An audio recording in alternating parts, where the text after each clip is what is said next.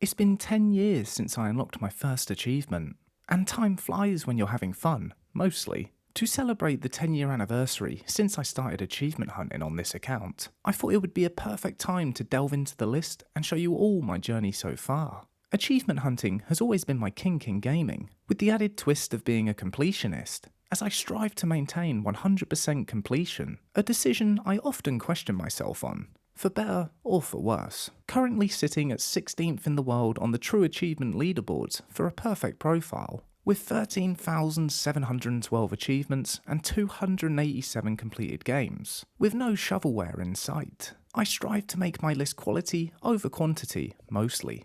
So let's delve in as I share my thoughts on my achievement journey. Okay, here we go. So for the purpose of this video, I'm going to start where I first began content creation. As one of my first ever videos I made was going through my gamer card. So to stop myself repeating myself, I'm just going to start with our first ever game, which is Stray. But this is all the stuff I've done previously. As I said, if you watch the last video, you will see me go through all these games. There's some pretty heavy hitters on there. It's worth a watch. But I don't want to spend an hour talking about stuff we've already gone through. And here we go. This is where it all began.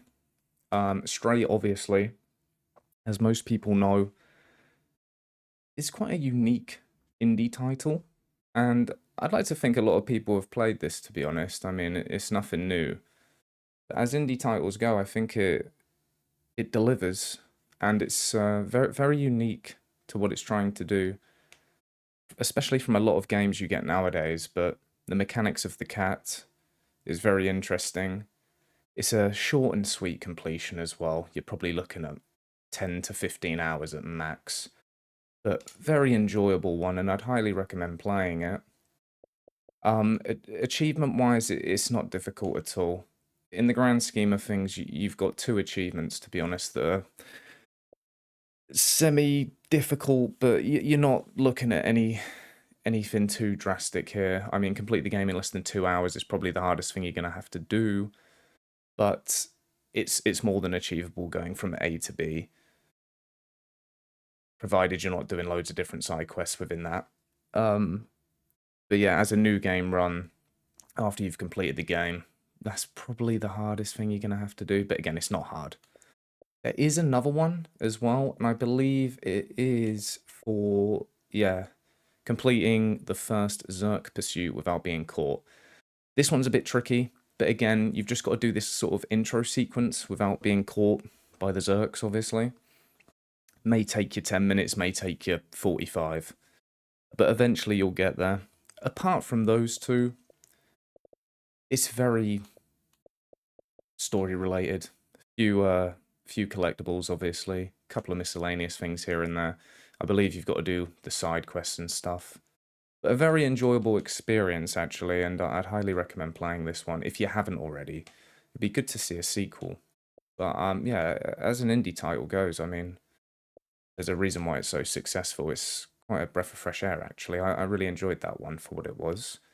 And again, very good one to have under your belt, just to enjoy. Doesn't outstay its welcome.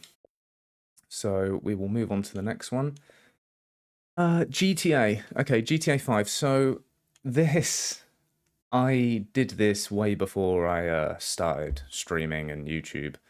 It was literally like completely after Stray, because I auto-popped the Series X version and just did like a YouTube short on it, because I thought I've never seen like 77 achievements unlocked back to back, and I just thought that'd be hilarious.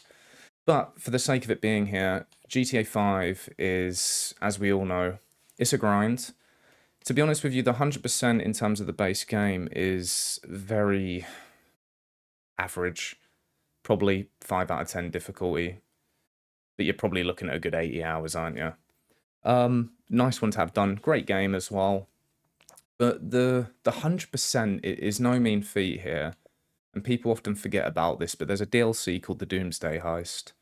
Now, this added achievements, and you have to complete the Doomsday Heist without dying, but you have to do it in co-op, as 3 players and as 4 players, and it's difficult, it's tough.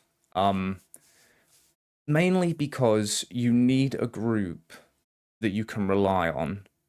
So it doesn't matter how good you are, you need to be able to communicate with a team, and they need to know what they're doing. And for me personally, and I imagine a lot of people out there, probably struggle to find someone. It's okay if you've got a couple of friends that you play video games with very frequently. And luckily, I had a good mate who I did this with, and then we found 2 others. But generally speaking, the hard part is just finding somebody that's reliable and good enough to communicate with you and be able to do what you do. It's not easy, and you're gonna have to practice a lot. There's a lot you need to do within the heists, like the prep missions. Um, I'm pretty sure the prep missions you can die, but like the main missions that count towards the heist, you have to do without dying. And some of them are pretty brutal. I mean, even off the top of my head, I remember there was one mission called the Bogdan effect or something. That was a nightmare. And it's just the AI is on it. You've got to eat little bits of food to keep your health topped up.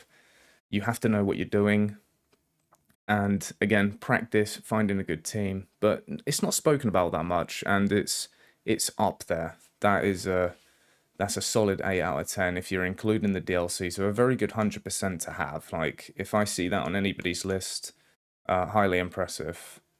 But yeah, moving on from that, because most people have played this, I don't want to delve into it too much because I haven't done a video on it, obviously. But up next, Slender the Arrival. It's had a remaster, like a graphical remaster, this, which I might go back to. This one is the original that was like on the 360. But it got re-released on the Xbox One, which is why it says 2015 here, where it didn't do anything different. I think it just updated the graphics a little bit to like HD quality. But this one it's an enjoyable game, especially if you're into being scared and a bit stressed. It's a very stressful one to get done, depending on how you look at it and how you feel with horrors in general. But it's a very quick, another short and sweet one. You could get this done in 5 to 10 hours on average. The thing is, half of it's like a walking simulator where you're not really under threat, and the other half is like you've got the Slender Man chasing you, obviously. But to be honest, there's only like 3 levels where they can be quite stressful, and some of the achievements will stress you out, like beating the game in under 45 minutes. But in the grand scheme of things, you can do that in like 35 minutes and it's not too tight. So you've got a lot of leeway there. It sounds bad, but it's not. You do have to beat the game on hardcore difficulty. And again, like 70 to 80% of the game is literally just you walking from A to B, and there's like 3 levels that are a threat. And on hardcore, that will stress you out because Slender Man is just always on your tail. Things are a lot more in your face, and I think there's like one level where you've got to pick up 8 pages, and that can be a bit of a nightmare. But eventually you'll get it, and I'd highly recommend playing it, especially just if you're in the mood for something quick to get done, that's got a bit of a challenge to it. And also, if it's around Halloween time and you fancy something like that, that's a great pick to do. But yeah, another one I'd suggest playing. Cuphead, oh, the notorious Cuphead. Obviously, if you're not into platformers, you're going to have a bad time here. It's got a bad rap for being difficult and pretty famous for a journalist not being able to complete the tutorial somehow, which just goes to show you probably shouldn't listen to some people reviewing games out there. Cuphead is one of these where the achievements aren't that hard, technically. It's just the game is naturally difficult for the average player. I'm not flexing there. I just think a bit like Dark Souls, games like this people tend to give up on too quickly. They're not that hard in the grand scheme of things. There's just certain levels that will trouble you. And I guess it's different for everybody. Like some bosses I struggled on and other people found them quite easy. But it's very rewarding. And this is a classic case where games like this that are quite difficult you want to challenge yourself, and it feels good to overcome those challenges. When you beat a boss on this, you really do sort of celebrate. I feel like in games, especially nowadays, they're too easy. Back in the day, God, some of the stuff you had to go through. I think there were games I couldn't even complete when I was a kid. And compared to now, like everything's just the game handheld holds you, and this one, provided you put the time in, it's very rewarding when you beat a boss or get through a level. So, and the art style's beautiful on this as well. A fantastic art style. Love to see another one of these actually. But this is a great game to have under your belt. Pretty substantial difficulty. I mean, I'd give it a 7 out of 10. But anybody who's done this will probably know there's been some rage involved somewhere along the line. It also has DLC, which wasn't too bad actually. I remember you get a character that makes things a lot easier, like you can double jump and stuff like that. So I think if you were to do this with the DLC, you can use that character in the main game that may make it a bit easier for you as well. And yeah, the achievements, you have to complete the game on expert. You have to do, it's all pretty standard actually. Yeah, you have to get the S ranks. I think there's a few collectibles. I say collectibles, but it's just like buy stuff from the shops and stuff. Or collect some coins, I think, in some of the run and gun levels. But very balanced achievement list. A few miscellaneous ones. Defeat King Dice without taking a hit. That took about half an hour of grinding. 0 gamer score as well. Those are always fun. But yeah, highly recommend playing that one, especially if you want to give yourself a challenge. SpongeBob SquarePants The Cosmic Shake. So this is the sequel to Battle for Bikini Bottom, I believe. And this is a great one just for some chill time if you fancy a bit of platforming and nice colourful scenery with, I guess, some SpongeBob humour in there. I thought Bikini Bottom was a lot better than this. I still think Cosmic Shake is worth playing, especially if that's a game you're into.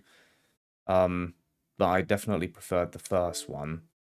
This was another one where I just wanted chill time and to enjoy myself. And yeah, I had a good time with it. Another 15 to 20 hour completion, so fairly straightforward to be honest. But definitely recommend playing if you just want to doss around. And I guess I think I played this because after Cuphead, obviously, I was stressed out. So this was the perfect game to just bring my cortisol levels down a little bit. And with these, this was a very easy one. A lot of them you get just for playing through the game, which is always fun. So it keeps your dopamine popping up.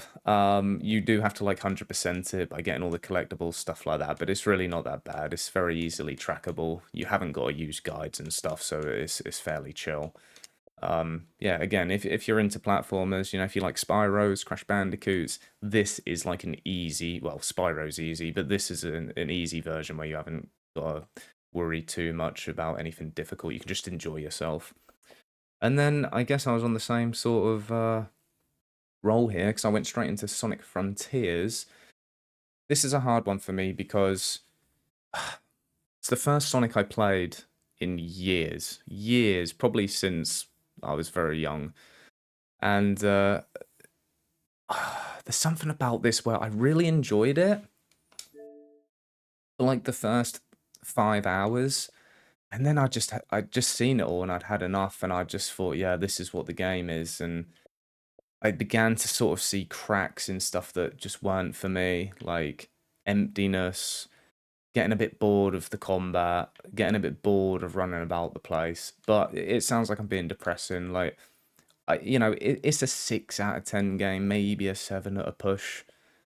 And I wouldn't say it's bad in any way, shape, or form. If anything, it's probably one of the better Sonic games they've released in a while, provided you're not playing like the ones that they've remastered, because they're probably the best in my opinion. That's Sonic, that's traditional Sonic, but I know they've made a lot of weird Sonic games that were just pretty awful, and I think this is a bit of a return to form, and at least they're branching out and doing something new. They're evolving the Sonic formula. I just feel like, I don't know if it was rushed, I don't really know the development, but I just feel that there was some emptiness here. There was a lot of emptiness in the game. The bosses as well were so frustrating. Like, for some reason, like, they were just, I wouldn't say difficult, but they just didn't make sense. They were very tricky to do. Like, some of the things that you had to do in terms of the set pieces and the movement, it sort of almost controlled itself, some of the scenes, and trying to get some of the set pieces to happen was bizarre. I can't remember too much about it. Obviously, it was like 3 years ago now, but it's another quick one. And you know what? If you want to dip your toes in Sonic and you want something a bit more open worldy, I'd say go for it because yeah, you're probably looking at about 20 hours on this one. Maybe a little bit more. I think it probably took me about 25 hours or so. Oh, there you go, 18 hours. So yeah, not too bad.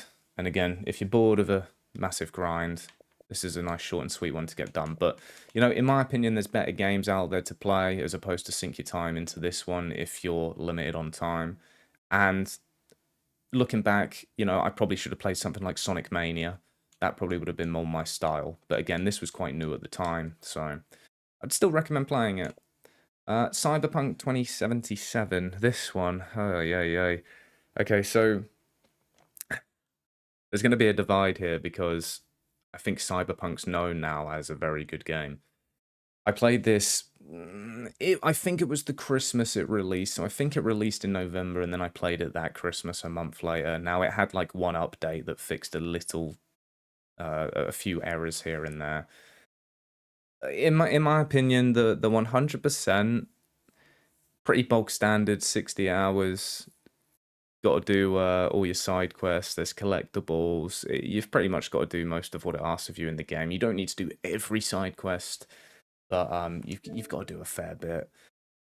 I feel like this is unfulfilled potential from CD Projekt Red, and maybe they overpromised and underdelivered on this one as far as I'm concerned. And clearly it was rushed. Clearly it wasn't ready when they said it was.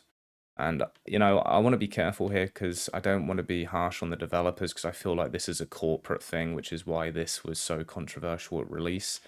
But ultimately, it wasn't good enough at release, and that's when I played it. So that's how I'm going to review it. In terms of achievements, though, like you'll have a good time. It's just how much will you enjoy the game. And I just think that there were times where there was brilliance in this game, but when I played it, it was lacking. It was lacking so much. Like there was no interaction with the world. Very basic. It was not the quality that you'd expect from CD Projekt Red after something like The Witcher 3. In no way, shape, or form. And obviously, this did get memed on a lot when it released, and rightly so. I didn't have as many problems as some people did, probably because I was playing on the newer console at the time, and I think if you played the OG, like PS4 or Xbox One, you were having a bad time. But yeah, it just didn't have a lot going for it. It was so basic when it came out. And I wasn't too much of a fan of the story, to be honest. I love Keanu Reeves, but I felt like his character was a bit bland. I thought the main character was also bland. And it starts off really strong. Like, I feel like if it kept up that momentum and that quality, which is what it should have done, then you would have had a really good game. It was like the first 5 to 10 hours of the game were finished, but everything else just wasn't quite there. Nowadays, I think they've fixed a lot of these issues. They've added so much from what I've seen. So, to be honest, you know, go and play it, judge it by yourself. Don't listen to me again. I played it at pretty much day of release, so there was a lot lacking. And credit where it's due. Yep, they've made it the game they want it to be, I guess now. But that doesn't disregard the fact that you know there's a bit of trust lost in terms of what we got as to what was promised, and I'm not gonna forget that. It does have DLC as well, which actually was quite enjoyable. I thought Idris Elba did a good job in this. He's also in the game. If anything, I probably enjoyed the DLC a lot more than the actual main game. DLC is pretty easy. You just got to complete it and do your side quests. I think there's like 2 different endings. I'm also trying to think. There is a boss actually, and I can't remember if it's in the DLC or it could be in the main game. I think it might be the DLC, but the boss is horrific. It's a terribly designed boss. Other than that, play that one for yourself. Let me know what you think. I have not gone back to it since doing the DLC. Next up, Rocket League. I don't believe this was done way before I started streaming, and I think it's just there because I play a lot of Rocket League. I haven't played it in ages now, but I used to be super, super into this, played it with a friend. Achievement-wise, I don't even think you can do this properly anymore because I think they took out trading. Um, it's a very easy game to get all the achievements on. But if you want all the DLC done, you might have to look that up. I don't think you can do it anymore. I could be wrong on that. But yeah, that's a non-game because we played this. This was done way before I started streaming anyway. But it's a great game, very unique, and I'd highly recommend playing it. Although I haven't played online in ages, could be terrible now. Resident Evil Code Veronica X. So this is probably one of the sort of bigger, one of the first sort of, I'd say, heavy hitters on the list so far since streaming or making videos. This is a classic, and I feel like this has got to be the one they remake next, surely. Um, only got 12 achievements, and you get like 80% of these just for finishing the game. So there's only 2 achievements that you're going to miss out on if you don't want to do them. If you're not going for the 100%, you're going to get a lot of this game done, which is really nice.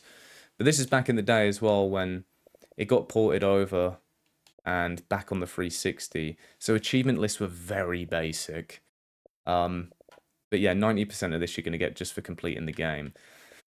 The 2 achievements here, get the rocket launcher, get the linear launcher. You know, this is where you're going to struggle, and this is where it's going to stress you out a lot. I think if you do this legitimately, you know, I commend you for it.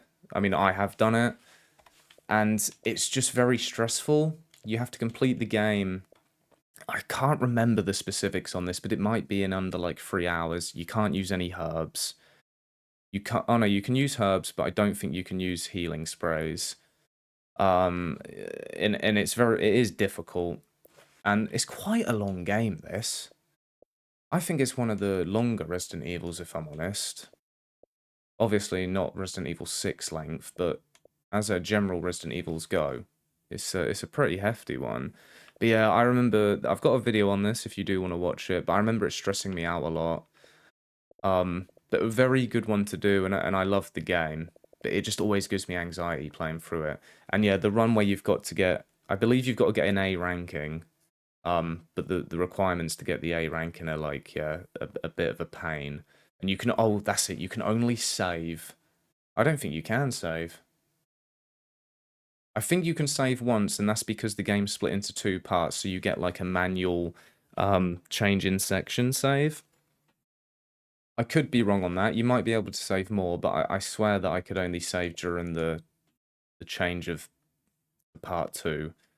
I'd highly recommend giving this a go. If you're a fan of Resident Evil, you know, go for it because it's a great game, and I'd love to see a remake on this. In their Capcom's remake format, that would be great.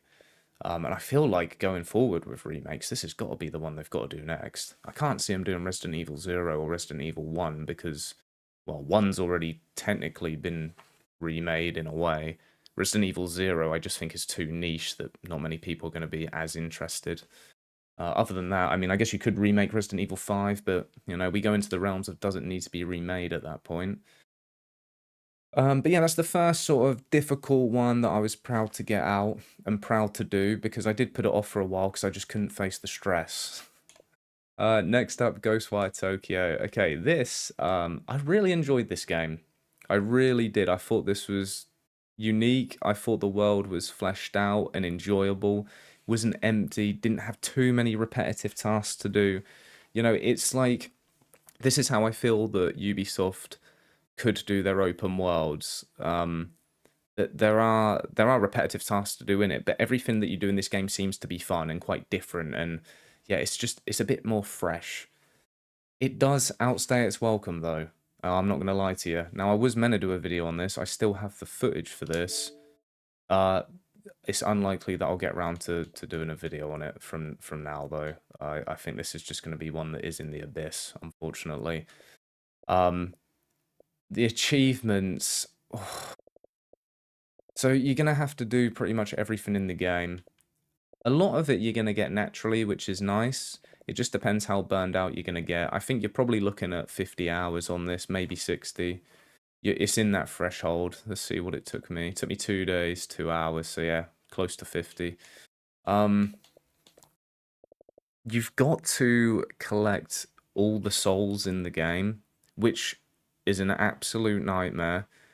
Thankfully, if you've got this version on the Xbox, I think is the only version you can get. It comes with the DLC. Um, and I can't remember what they did. I think they added something where you can get all the souls, but you can miss some. Whereas before in the base game, you had to get literally every soul on the map. But I'm pretty sure because this version has the DLC, you can get away with missing some of the souls. So I luckily didn't have to scour every nook and cranny of the map. But yeah, you're gonna have to do pretty much everything the game has to offer in here. And to be honest, the DLC is probably one of the worst parts because it's like it's like a roguelite, where you've got to run through and you've got to find some cat collectibles. They're horrific because they're RNG related.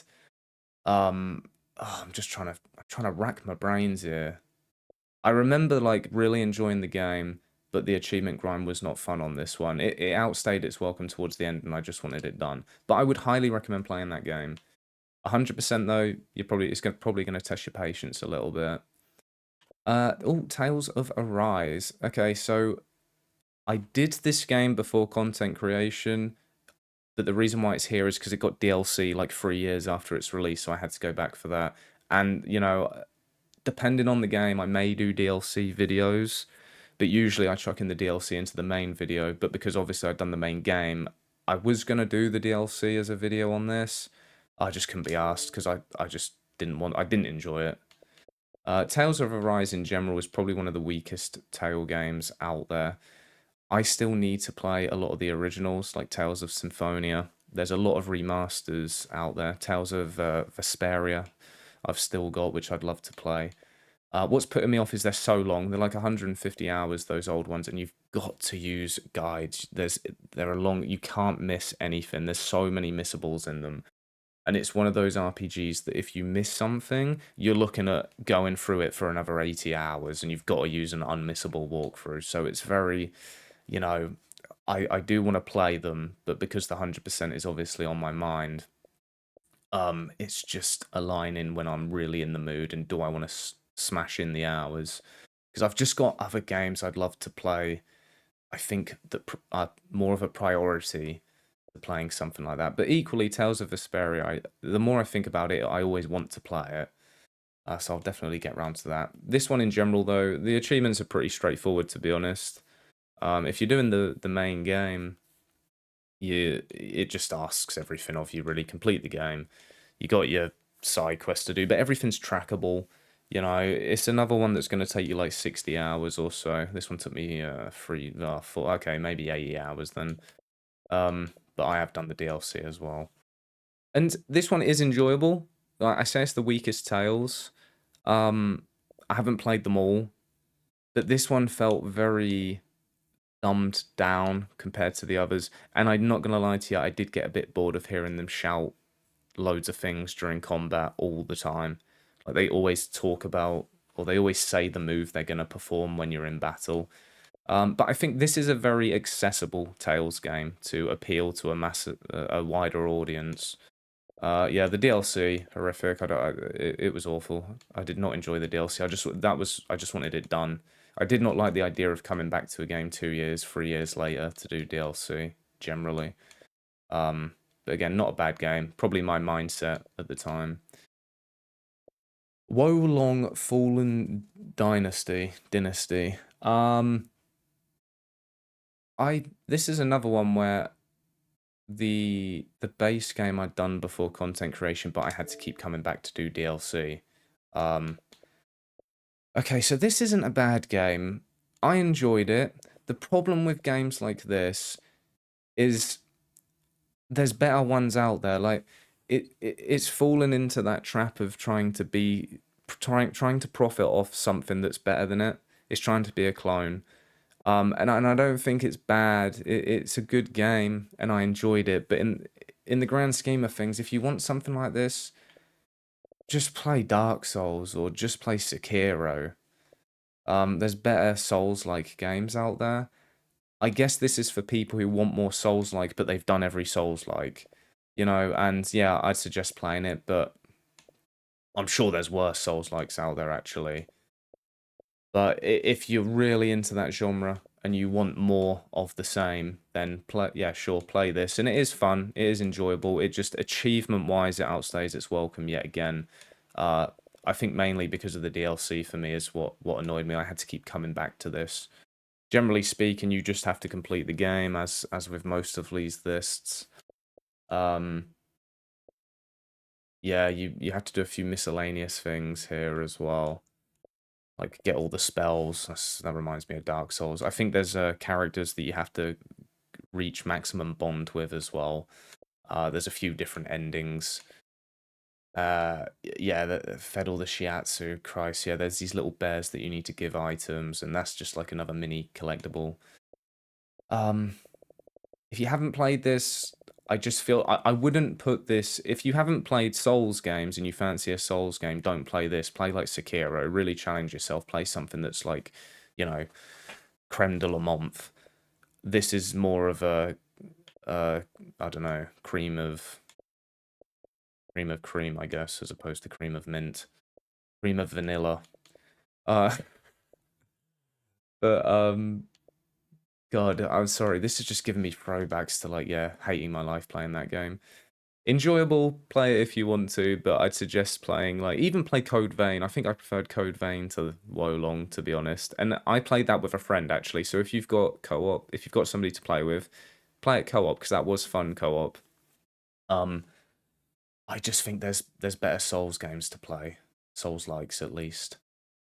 And it is quite difficult, actually. I'd say a good 6 out of 10. Like, obviously, it's one of those games that you're going to get frustrated with as well, because it's, not easy, generally speaking. Okay, on to... this is a creme de la menthe, actually. Metal Gear Solid Master Collection version. So, this is where I was loving my life. Having 3 Metal Gear games come over, be ported. And obviously Hideo Kojima, I'm a great fan of his work. I think he's ahead of his time, to be honest, when it comes to video games. But not blowing smoke up his ass. I just think his work ethic is madness. He wants perfection, and he strives to make something better all the time. Like, I imagine if you ask Kojima, was Metal Gear Solid finished, he'd probably say no. He probably wanted a million more things in this game. But everybody knows Metal Gear Solid. You either like it or you don't. But as a game, there's nothing quite like this series. Nothing even comes close. Metal Gear is its own genre, I think, to be honest. I mean, what else could you put in the same class? I mean, you could talk about Splinter Cell, but they're very different games still. And I just think I've been brought up with these as a kid, and I always fell in love with them. I remember seeing my dad play this one, and just watching him play it, I was invested. The first Metal Gear is very easy to get done. You do have to do a big boss run, but big boss on Metal Gear 1 is pretty easy, to be honest. You can save as many times as you like, so you can literally go through an area, save, go through the next area, save. If you've got a good understanding of the game, you're not really going to have that much of a hard time. You do have to complete all the VR missions. I'd say that's harder than Big Boss, or not exactly harder than Big Boss, but just more tedious. And I think I had more of a bad time doing that than the Big Boss run. But just a great game. I mean, what a classic this is. Unfortunately, though, with the Master Collection, it was as simple as porting the games over, and there's achievements to be had. So, in terms of the game, lazy from Konami. But to play these again with achievements, yeah, I was loving it. Highly recommend playing the series if you haven't. And yeah, looking forward to Master Collection Volume 2, which is coming. It's been announced. Next one, Star Wars Jedi Survivor. Oh, also, that only takes about 15 hours. If you know what you're doing and you're a fan of the series, you'll melt through that, by the way. Achievement Rise, very fun experience. And just, yeah, great game in general. Star Wars Jedi Survivor. A very good Star Wars game.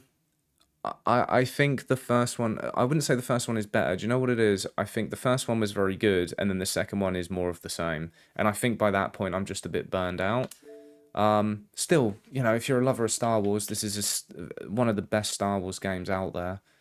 Um, Achievement-wise, normal experience. Play the game. Loads of collectibles, loads of side bits and bobs to do. I really enjoyed it for what it was. I think the last 15 hours of me mopping up, though, like, you know, I was done with the game. But that's an achievement thing, not a game thing. So if you're going for all the achievements, you know, be aware if you want the 100%. I don't know, you could absolutely love it. But yeah, you've got to do everything. And I enjoyed my time with this. It does take a while, though. This is another 50 to 60 hour. Yeah, literally. Took me 55 hours, let's say. So, but I definitely recommend picking this up. You know, it's easily a 8 out of 10 game, I'd say. I don't know, I'd probably rate it a 7. I'd probably rate the first one an 8 just because it was new. And this one, again, I think it was just series burnout for me. Oh, yeah. Now we're on to Resident Evil 4. I mean, what do we say about this? You know, this is up there. This is a great remake. I mean, Capcom are on a roll with their remakes, you can't deny it. I feel like Resident Evil 4... Resident Evil 4, I guess, deserves a remake because it is pretty old now. But, I mean, it still plays really well. As a completion, this one is a funny one because I think if you spend money, you can buy tickets and you can literally just waltz through the game with a infinite rocket launcher. You know, that's not for me personally, but everybody has their own kink. If you want to make it easy and you just want to have a fun time, then sure you can do that. But I feel like the rewards from playing this game are like getting through it and having some form of challenge, and plus the replayability is a massive factor. But this game is spot on. Like, as a remake, it does everything that you want it to do. It's got everything there that stays true to the original, and there's parts that are different, but in a very good way. You know, it's evolved in the right way, and they've yeah, you can't really knock this one, to be honest. It just, would I rather play the original? I don't know. I really don't know. All I know is I'd love to play this one again. Because, yeah, looking at it, I had such a fun time. Achievement-wise, you are going to have to do... they do this in a lot of the games now. You know, you got to complete the game. You've usually got your speed run, do it without healing, and, oh, okay, this one is you can only use knives and handguns. These are really easy, to be honest. Like, you can put them on casual.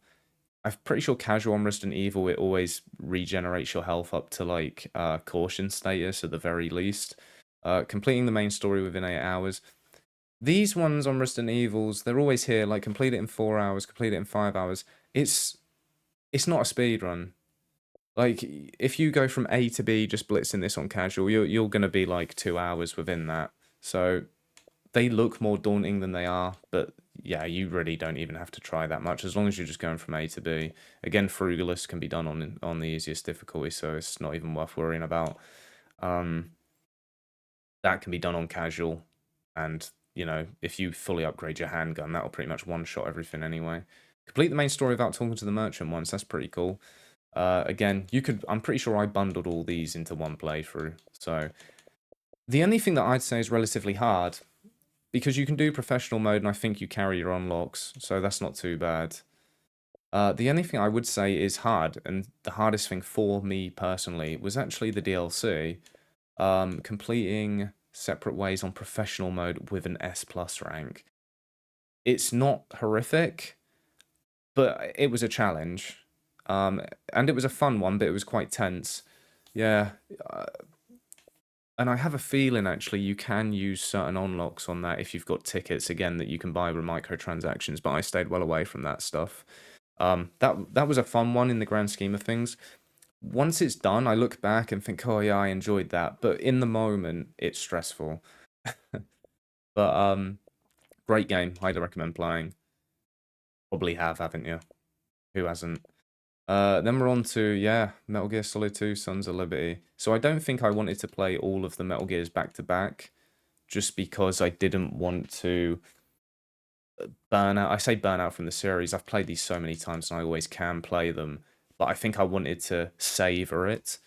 Metal Gear 2, absolute classic. This game still holds up today as far as I'm concerned. This is still a great, and funnily enough, well, this one will go down in history, I think, as well as 3. Funnily enough, though, there's still things I was learning in this game, even playing it for like the 20th time in the Master Collection. But this one, out of the Master Collection, is the hardest one, and this is a very heavy hitter, actually, on the list. This is a proud one to have done for anybody that gets it done, so good work if you do.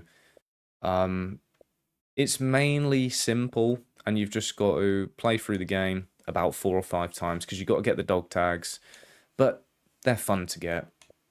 And you can breeze through playthroughs on this game once you know what you're doing. But the hardest thing really is, you've got to complete the game on extreme, which isn't fun. I mean, I enjoy it, but somebody who's new to these games is not going to have a fun time. And you've got to know what you're doing. You've got to understand the mechanics of the game as well. The bosses are the biggest hurdle. But you've got to complete the game and get big boss rank. Now, on Metal Gear 2, this is ideally how I'd like them to make you do big boss on every game. And I know it sounds masochistic and sad and bad. But like games like this, because I love them so much, I want a challenge. I want to be proud of having this one done. And this is ideal. Big boss, I think you have 5 or 7 saves, which is quite generous actually. But you've got to do it on extreme.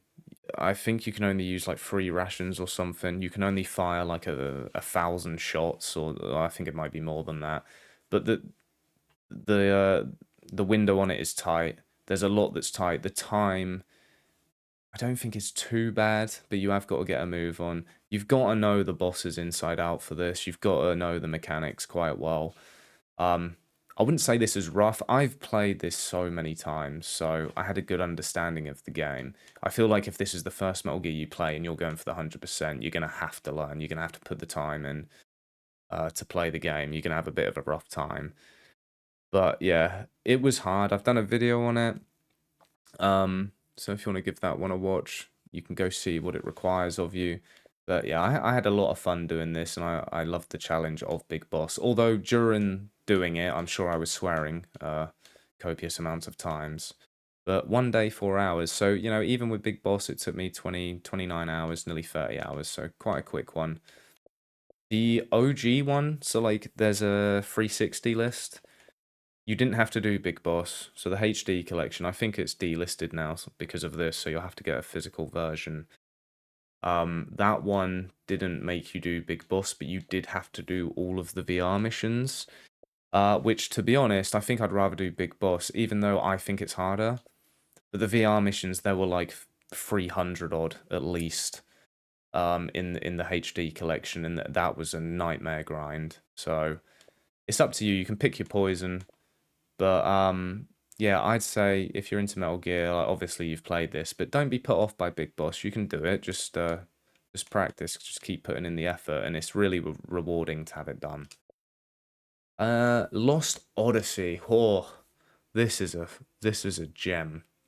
So, if you're into your RPGs, highly recommend playing this. This is an Xbox exclusive, which is rare to say nowadays.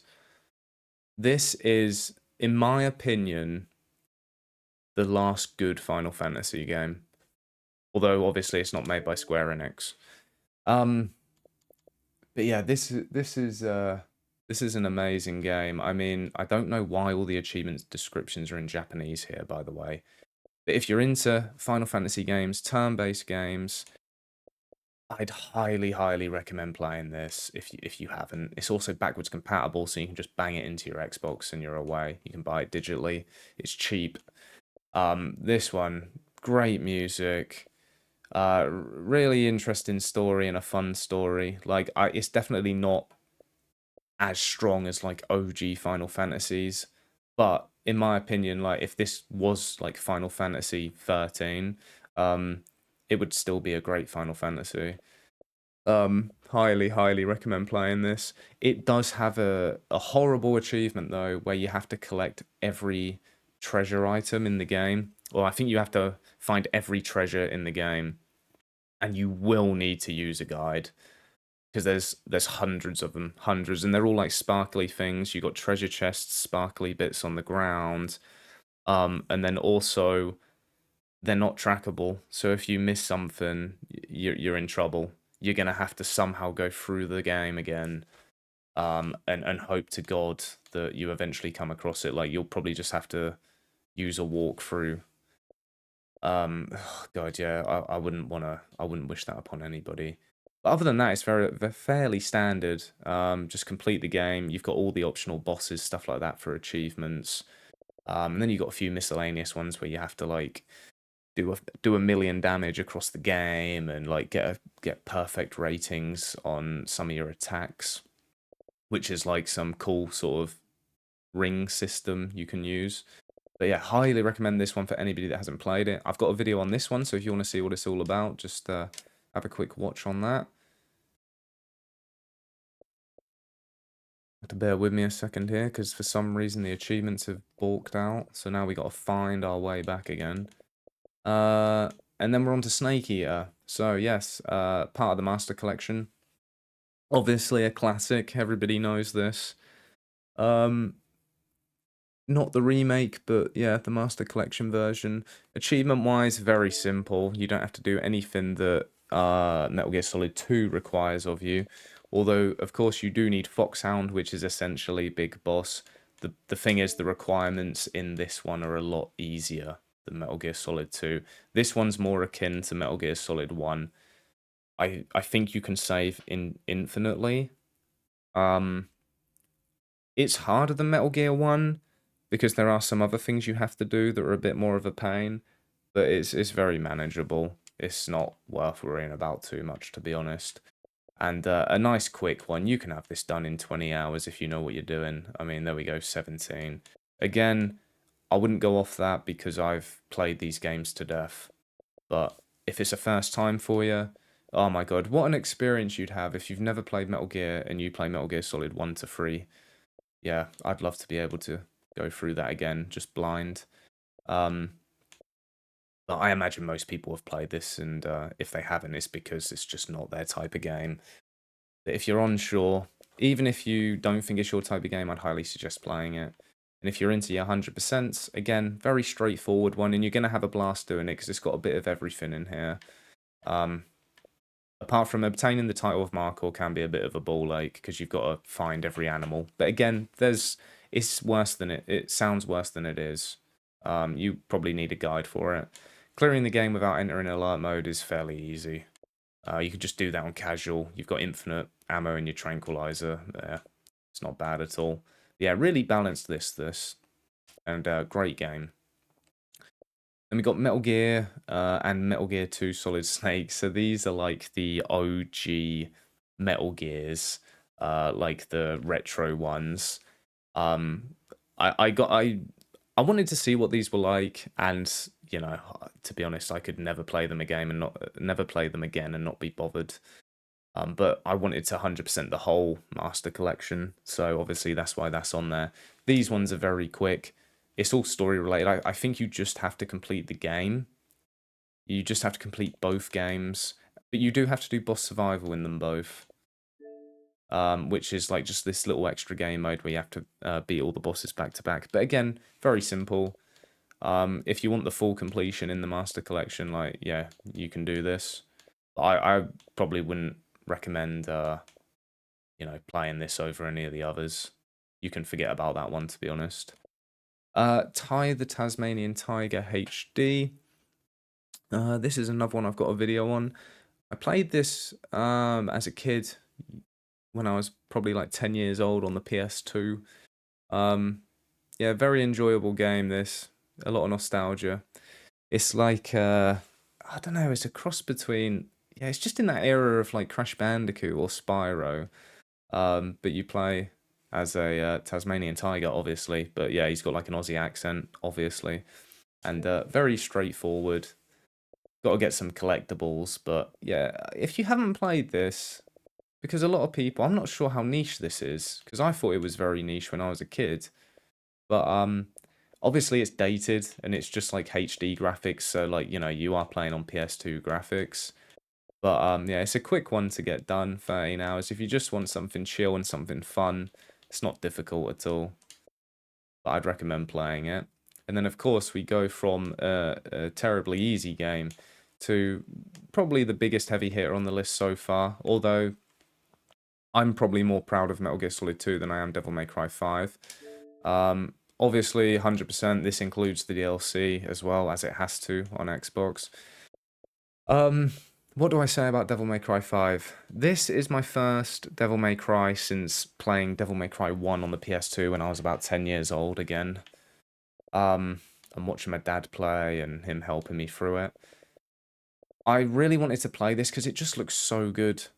It looks so good, and I've always been a fan of Devil May Cry, although I just haven't played them for so long. But I've watched lots of... It's one of them where I've watched the series more on YouTube than I have played it, and I always want to play it. And 5 was the one where I looked at, and I just thought, God, it looks so much fun. And it is. It's a great game. The combat is so good, and it's so layered as well. It's got such a steep learning curve that, you know, you can watch somebody who's put 500 hours into Devil May Cry 5 and they just do stuff that you didn't think was possible. And it's so progressive. You know, it's got so much depth to its combat and it's really fun. Story's a bit all over the place, but you know, I'm not clued up on the story for Devil May Cry, so I just enjoyed my time with it. Didn't really know what was going on, but I had fun. And I know Devil May Cry fans, generally speaking, you know, that I don't even think they're that bothered by this story. It's all level based, so each level is actually fairly short. There's not many long ones out there, so it just feels like you're going through and having a fun time. And 80 to 90% of this game I loved and had a great time on, and it was really good to experience a Devil May Cry. Achievement wise, obviously, as we know, I think it depends where you're looking, but most people rate this from an 8 out of 10 to a 10 out of 10. I personally wouldn't put it higher than an 8. It's hard. But the thing with this is 90% of it is easy and 10% of it is hard.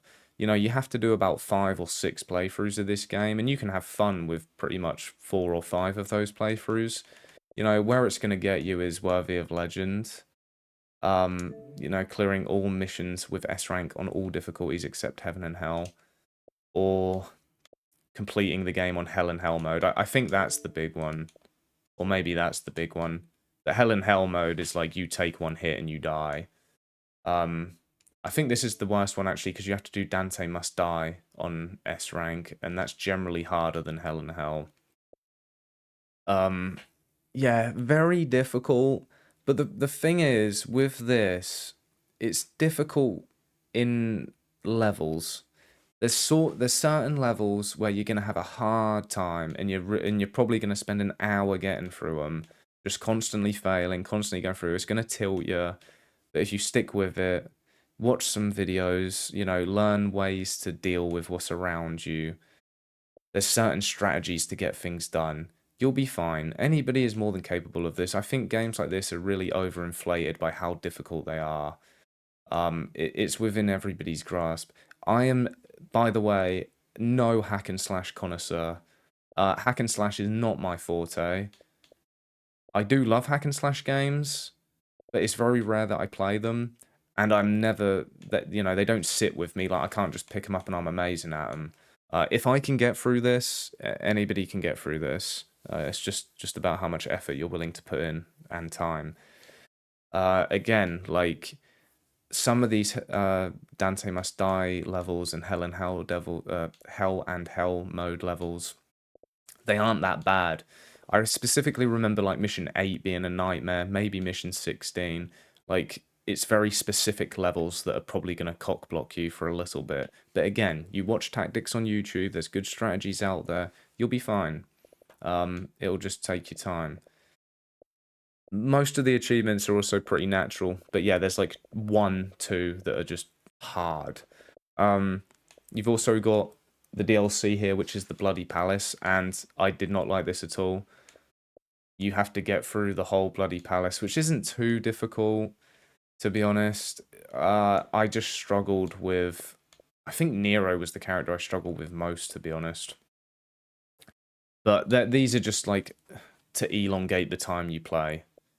Unfortunately. Like, I mean, if you love Devil May Cry, some people love the Bloody Palace, but I'm just not into horde mode, game modes, to be honest with you anymore.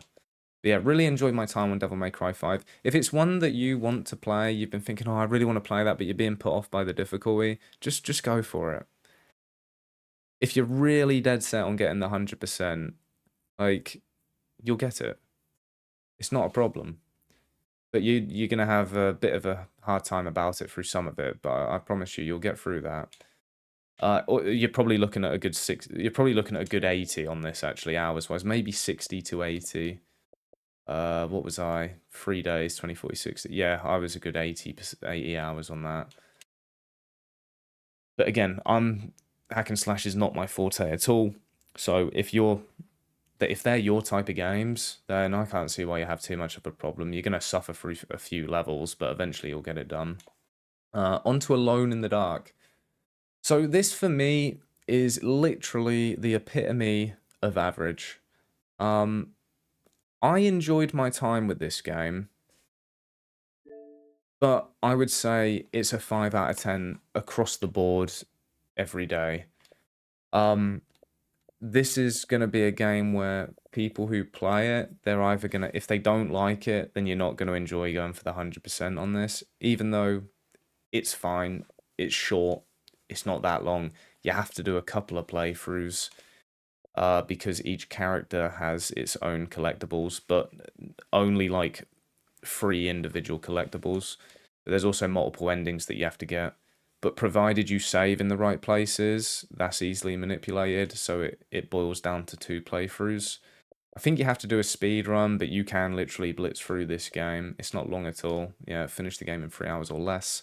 Talk to everybody about everything. That's another like missable achievement. So you've got to be aware there's a few missable ones that you will have to do another playthrough if you just completely go in blind. But generally speaking, I enjoyed it for what it was, but it's one of those games where within its genre, it doesn't do anything better than any other game out there. It doesn't innovate in any way. It doesn't do anything you haven't seen before. The gameplay is average. The puzzles are average. The story is average. If you find it cheap, like for a fiver, maybe 5 to 10 quid, I recommend picking it up and playing it. And I think you'll have fun. It's a short and sweet one, 15 hours. You want something sort of fairly linear and just to have a bit of fun on. I'd highly suggest picking it up. I'm glad I played it, but I just think, obviously there's better games out there if your time's limited. You can, I'd recommend playing one of the Resident Evil remakes, but if you've got nothing else to play, I don't see why you shouldn't play that. Just be aware that, you're probably going to think, meh. Silent Hill HD collection. Okay, so this is part of the Silent Hill getting every achievement across as many all the Silent Hill games in the series as I can. HD collection. This is another pretty big hitter, another one to be proud of, and I am proud of this one. This includes Silent Hill 2 and 3. They don't share a list, so you've got to do both games in this. Brilliant games, absolutely brilliant games. In my opinion, Silent Hill 2 is still one of, if not the best horror game, psychological horror game that's ever been made. And it's got to be that or Resident Evil 2 for me personally. Resident Evil 4, obviously, for what it's done in video games, is an amazing game. And that one will go down in history, but Resident Evil 4 I don't think is the same horror element as Resident Evil 2 or this. Silent Hill 2 is just the music, the psychological meaning behind stuff. There's so much depth with its story. Um, the more you look into Silent Hill 2 and what a lot of stuff means, like I feel like the more you admire it. I'd highly recommend playing these games if you are into survival horror, if you're into your Resident Evils, if you're into any type of horror.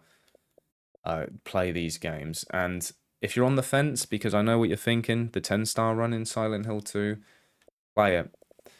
You do not want to miss out on these games because of the 10-star run or, the difficulty that people say it is. You're more than capable of getting this done.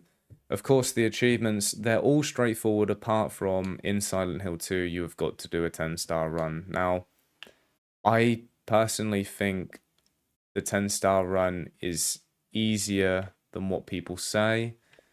I've done a video actually on the 10-star run, which is like, I think it's a good 2.5 hours long at least. So, and it's not like a speed running video. I'm no speedrunner. It's literally just a dude getting the 10-star run done. So there's no reason why you can't do it. And I make massive mistakes. I say massive. I make plenty of mistakes. There's plenty of wiggle room in the 10-star run. You do not have to be perfect at all.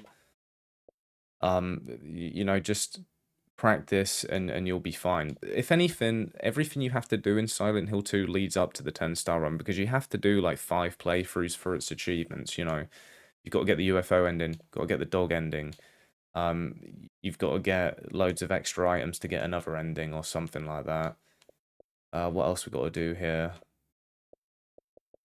Just have a quick look. I'm sure there's a good 5. Yeah, you've got to do all the riddle difficulties and stuff like that. So I would not miss out on this. If you have not played it, but you're into these games, you've got to play them. You'll have a great time. And I promise you as well, the 10-star run is so rewarding to get it done. Like, don't get me wrong, it's so stressful when you're in it, but you'll be proud of yourself and you'll be so glad you did it afterwards.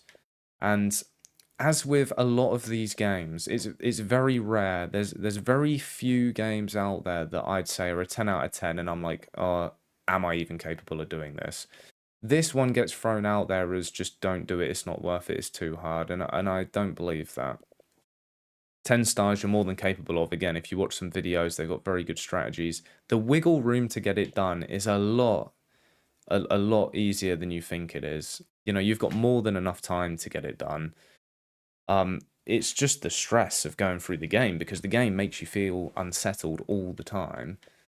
Silent Hill 3 is a lot easier. Silent Hill 3, you don't really have to do anything extraordinary on this one. Completing the game with 2 saves or less, I don't think that's really that difficult, to be honest, because these games you can speedrun so quickly most of the time that you don't really have to worry about saving anyway, but I guess those are just safety saves in case your game crashes. Again, I've got a video on all these Silent Hill games, so if you want to see what you're getting yourself into properly, you can see it there. Yeah, highly recommend playing this one. Then we're on Silent Hill Homecoming, Silent Hill Downpour, so that's basically all of the series, of course, because this was before Silent Hill F came out or the remaster. Silent Hill Homecoming and Downpour, these are where they're not on the same level as Silent Hill HD Collection at all. I don't know what happened. I don't know if somebody else started making these or what, but these are like comically, if somebody tried to copy a Silent Hill game and did it badly, this is what you'd come up with. Homecoming, to give it credit, is nowhere near as bad as Silent Hill Downpour. And this one could be considered like, a passable Silent Hill game. But when you've just had the Silent Hills that you've had and this comes out, yeah, it's pathetic, really. I'd still recommend playing this if you're really that massively a fan of Silent Hill. The achievements are fairly straightforward. There's nothing too difficult. Probably take you about 20 to 30 hours. It does have multiple endings. But you can sort of save. Most of these games that require you to do this, you can sort of save and then get an ending, load the save, get the other ending, and then there'll be a few things where you have to get extra items to get like a special ending. But yeah, I think you got to play through this game like four times maybe. It's got collectibles, so be aware of that. It's got multiple choices that you have to make, but then that ties into the endings. To be honest, as an achievement list, it's quite an enjoyable one. It's just, can you get through the game? And again, it's not terrible. I think curiosity is what brings you to games like this. Is like you sort of want to play it even though you know it's going to be bad. And Homecoming is passable, and you'll probably enjoy it for what it is. But then we get to Downpour, and yeah, this one is where curiosity does kill the cat, unfortunately. Like, this is horrific. This game is so bad. Not even as a Silent Hill. To call this a Silent Hill game is a disgrace, in my opinion. It's like a budget. It really is. It's so bad.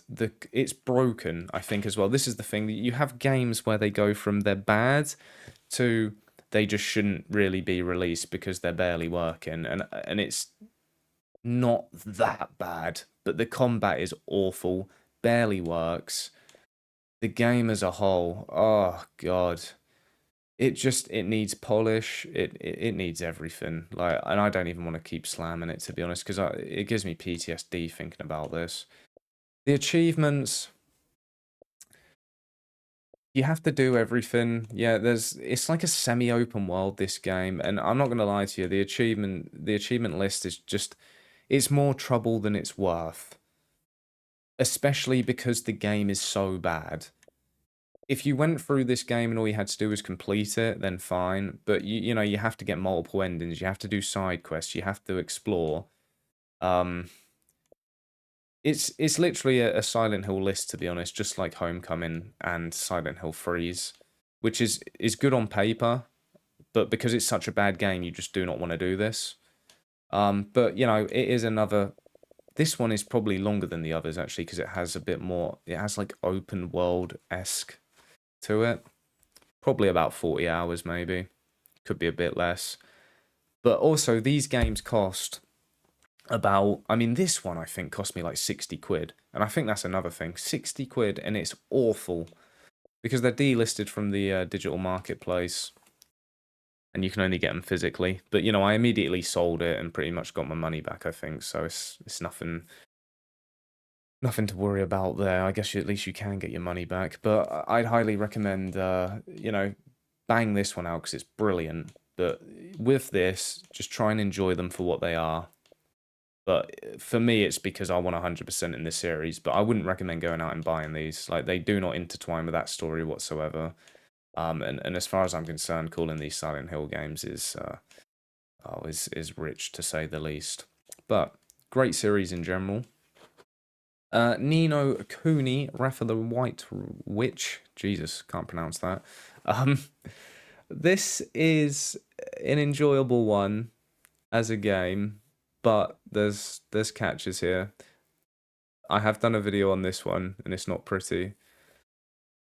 The art style's great. I loved where it was going, and if you're into RPGs, if you're into something a bit different as well, it's quite light-hearted, quite fun. I'd highly recommend playing this. The only problem is the achievements are a grind.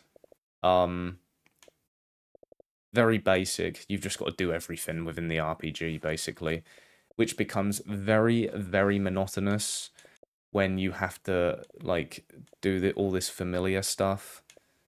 Taming 250 different species, just grindy. Alchemizing 120 different items is a ball ache as well, I'm not going to lie to you. The problem with Ni no Kuni is it starts off really strong with like Studio Ghibli cutscenes.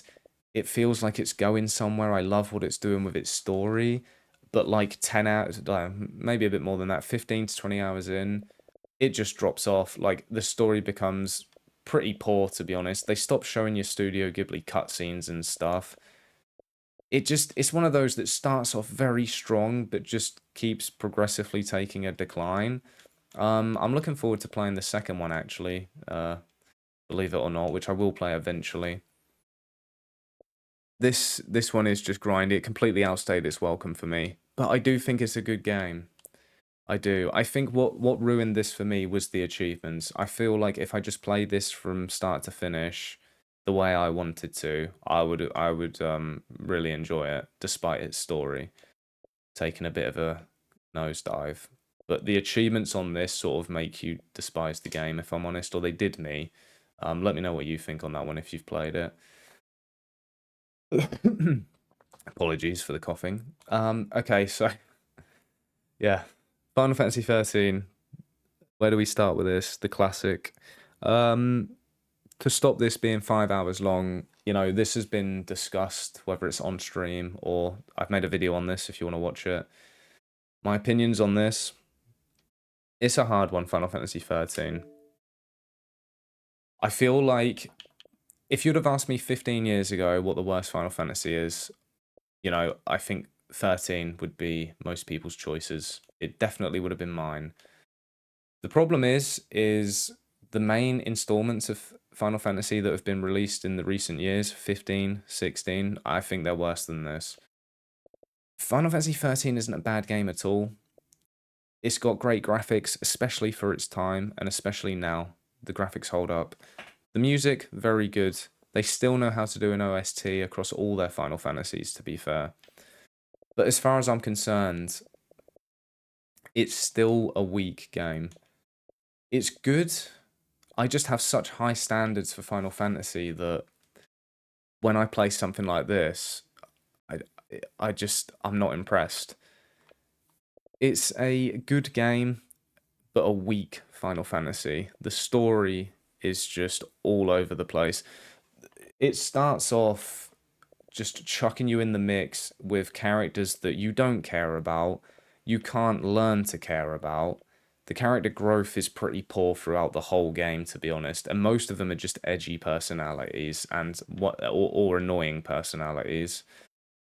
And yeah, it throws so much at you in jargon that in order to understand the story, you either need to complete the game once and play through it again, or you have to look up stuff to do with the lore online because that's what it expects you to do. It wants you to read books and stuff. As far as I'm concerned, if you get to that point in a game, then, that tells you the writing's bad. A bad story should be within the game. You shouldn't need to go outside of the fucking source material to understand it. I would recommend playing it, though. And it's like, it ages like wine, this game, because it's like the more Final Fantasies come out, the worse they get, so this one looks better. And again, I don't think it's a terrible game. Final Fantasy is it's one of my favorite games in the whole world. Like growing up, it's nostalgia for me. I love them. I love the series. So I have such high standards that when something like this comes out, I'm just not, I just don't, I'm not impressed. And for me, Final Fantasy, anybody who says this is their favorite game, and this is my opinion, of course, I feel like this is the first iteration of Final Fantasy they've played. Because I cannot understand how anybody would play 7, 8, 9, or 10 and then play this and think this is better than any of those. It baffles my mind if that's the case. But, if you want my thoughts more in depth, I've got a video. Achievement wise, fairly straightforward, to be honest with you. It's complete game, do side quests, max out your level, or your Crystarium, as it's called in this case. 5-star all the Seath Stones. Nothing too difficult. 5-star in a battle, 5-star in the last battle in the game is also easy, especially when you can come back overpowered. But a lot of the grindy stuff is going to be maxing out your level here. But to be honest, the worst achievement is literally this one. Every weapon and accessory you have to hold. Now, this is technically missable, but you'd have to make it missable, and you'd have to know to make it missable. The only way you can mess this up is if you sell the elemental rings, and even then you can still do it because there's charms in this game. There's elemental charms that if you fully upgrade, you can then dismantle them and then they turn into the rings. So you'd have to sell the rings and the charms to cock this up. And I think, to be honest with you, unless you know that's a thing, you wouldn't sell them anyway. My advice: never sell anything in this game because you don't have to. But this one, Treasure Hunter, is the grindy achievement, and it's a pain. But I think you could probably. I've done this twice now. Actually, I did it on an old account, and I think I got this done in about 60 hours. But I'd recommend it's probably going to take about 80 for most people. Um, but play through the game. It's very linear, and again, there's just nothing to it. It's really linear with bad character development and characters that you just can't get attached to, in my opinion.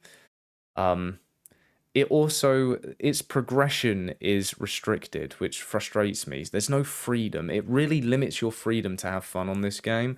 So you can only get as powerful as the game allows you in certain areas, which I guess makes sense because there's nothing else to do anyway. If you're not doing the story, then what are you doing? Because there's nothing here on this game. The only form of side content is its Seath Stones, which is lazy, by the way. Not a single NPC to talk to. Um, Everything you buy is from the save menu. It's just, yeah, I'm not going to get into it. I just say watch the video. But achievement wise, if you want to get all the Final Fantasies done, then of course you're going to have to play this one, aren't you? And you may enjoy it for what it is, and I hope you do. I don't think it's a terrible game. I don't think it's a bad game. I think it's good. It's just when it comes to Final Fantasy, disappointment for me on that one. Next up, we have Dragon Quest III, which is quite funny actually because this is exactly what you want from Square Enix. These games, this is great. Dragon Quest III, I had a lot of fun with this. Classic turn-based combat, good story. Of course, it's a remaster, so they don't really have to do much. That those foundations were already there. But this is a good example of Square Enix when it sticks to its player base. Dragon Quest isn't something they experiment with. You always know what you're getting with Dragon Quest, and it's always good. Because it's too niche to try and appeal to a mass audience, because I think only the fans will buy it. Because it is very much like that. I think they know if they change Dragon Quest, it will be a detriment. I feel like Final Fantasy is so big that they're allowed, well, not allowed, they can do what they want. It's their own creation. But Final Fantasy is so big they can get away with trying to expand to a mass audience. But Dragon Quest sort of has to remain how it is. I feel like if you are into turn-based RPGs, 100% play this. It's really enjoyable, really fun. Achievements, a JRPG achievement list standard, do everything pretty much. But nothing too annoying. It's not like you have to find every single item in the game, so you got to follow a walkthrough for 6 years. You will have to find all the mini medals, which aren't trackable. So you will have to pay attention to that. I don't think you can track them, but there is a spell in the game that tells you if they're near you or something. But I would just have a mini medal guide handy, because it's not too bad, just like a text guide or something. You can still enjoy the game with that on the side. Otherwise, yeah, you don't need to worry too much. But highly recommend playing that if you're into that genre. Probably take you about 60-ish hours. That's about what it took me, I believe. And yeah, we're into an RPG role here because I obviously wanted to get the Final Fantasy trilogy done. Again, you probably ask me why do it to yourself, but yeah, I want as many Final Fantasies done as I can, despite if I like them or not. And it's just for me, it's very rewarding to get them done. You can't pick and choose the series, so I might as well, if I want to get all the achievements in the series, they have to be done. And funnily enough, Final Fantasy 13 too. This is what I'd consider the perfect sequel to at least 13. This does everything right that I sort of want. It corrects all of 13's mistakes, in my opinion, bar the story. But the story had had it in the first place, so we can't fix that. But it it flashes out a lot. You've got side quests, you've got weapons you can buy to make yourself stronger. You've got people to talk to. There's life in the world. There's different, because there's time trial in there. Time trial. There's time travel in this game. So you go back to places, and although they're the same place, there's plenty of places to go to, by the way, so it's not boring. There's a lot of variety. But even going back to the same place, the use of time travel, there's different people, the setting's different, there's places you can go that you couldn't go before. The weather's different. It's so much more fleshed out. Like this is actually a great game. I still don't think it's an amazing Final Fantasy purely because they're going off a story which was dire from its predecessor. And I feel like they do sort of just write off a lot of 13 story in this one. But I feel like if you've done 13, definitely play 13 too. Because it just it's what you want. It really is like the perfect sequel to 13. And I was a lot more happier with this one. But it's just the story is a lot of why you want to play these games, and it's just very lacking in both of them. But although I did like the story in this one, it's just I don't have much attachment because it's hard to be attached to a franchise being the 13 trilogy that just isn't really that interesting. But achievement wise, I did enjoy this. I was just repeating myself. Um, it's pretty straightforward. Again, typical RPG list where you just have to play the whole game. Few miscellaneous ones like 99,000 damage, which you'll get naturally, to be honest, if you're going for everything else. You've got to fully level up your characters. You do have to get every paradox ending and complete every fragment category. Those will be like the two that, if you're not too fussed about achievements, you're probably not going to go for. Like they're the grinders out of the 100%. There's a lot you have to do for completing every fragment category. And you have to travel to different timelines. You have to do specific things that you'll need to look up, especially for some of the endings. And some of the fragments, like you've got to explore, I think, like 90% of every single map just to get one fragment, which you'll need to complete all your fragment categories. So there's a few miscellaneous things you've got to do that can be a bit of a pain here. But generally speaking, yeah, I'd highly recommend playing this one, especially if you're doing the trilogy. And then of course on to the next one, Lightning Returns. So this is an experiment, I think, in terms of the trilogy. I'd still recommend playing it. I enjoyed it for what it was. I think you've got to be open with this one, because it's very different to the two before it. And you're either gonna enjoy it or you're gonna not like it at all. I was fine with it. Again, I appreciated it for what it was, but you've got another story that I find disinteresting because the more the trilogy for 13 goes on, the more distant you become from it because it just gets ridiculous. Achievement wise, it's probably the easiest of the two. I say easiest. It's probably the shortest of the two, and it probably is the easiest, but it's the most annoying in terms of you need to pay attention to what you're doing. You want to have a guide for this one because it has time management in the game. So you've got a clock. It makes you feel stressed out, although when you play the game, you'll realize it's not that big of a deal. But you're going to want a guide because you're going to want to optimize your time, and there's a lot of stuff you have to do that's very missable, like within it, to making sure you get to a 14th day in the world, for example. And there's going to be things that require another playthrough if you mess them up. So I would just recommend, if you're going into this for the 100%, just use a walkthrough from the start because it's going to make your life a lot easier. You don't want to have to do like another 40-hour playthrough of this. So it's one of them that it is a lot quicker compared to the other two, but you're going to need some guidance. And it's an easy game. It's not hard to get done either. But yeah, if you want to get that, if you want to get the trilogy done, obviously you're going to have to play that one. But 13, yeah, worst one out of the lot, I reckon. I personally prefer Lightning Returns to 13, but Final Fantasy 13 2 within its own right is a very good game and a decent Final Fantasy. Just a shame about the story because it's coming off the back end of that one. Okay, so we're on to another significant one here. Death Stranding Director's Cut. Now, this again is creativity from Kojima that is crazy to me. Like the attention to detail he has in his games. Um, I've really wanted to play this one for a long time, and it took a long time to get ported to the Xbox. Um, in my opinion, it's not on the same level as Metal Gear. It's a very chilled game.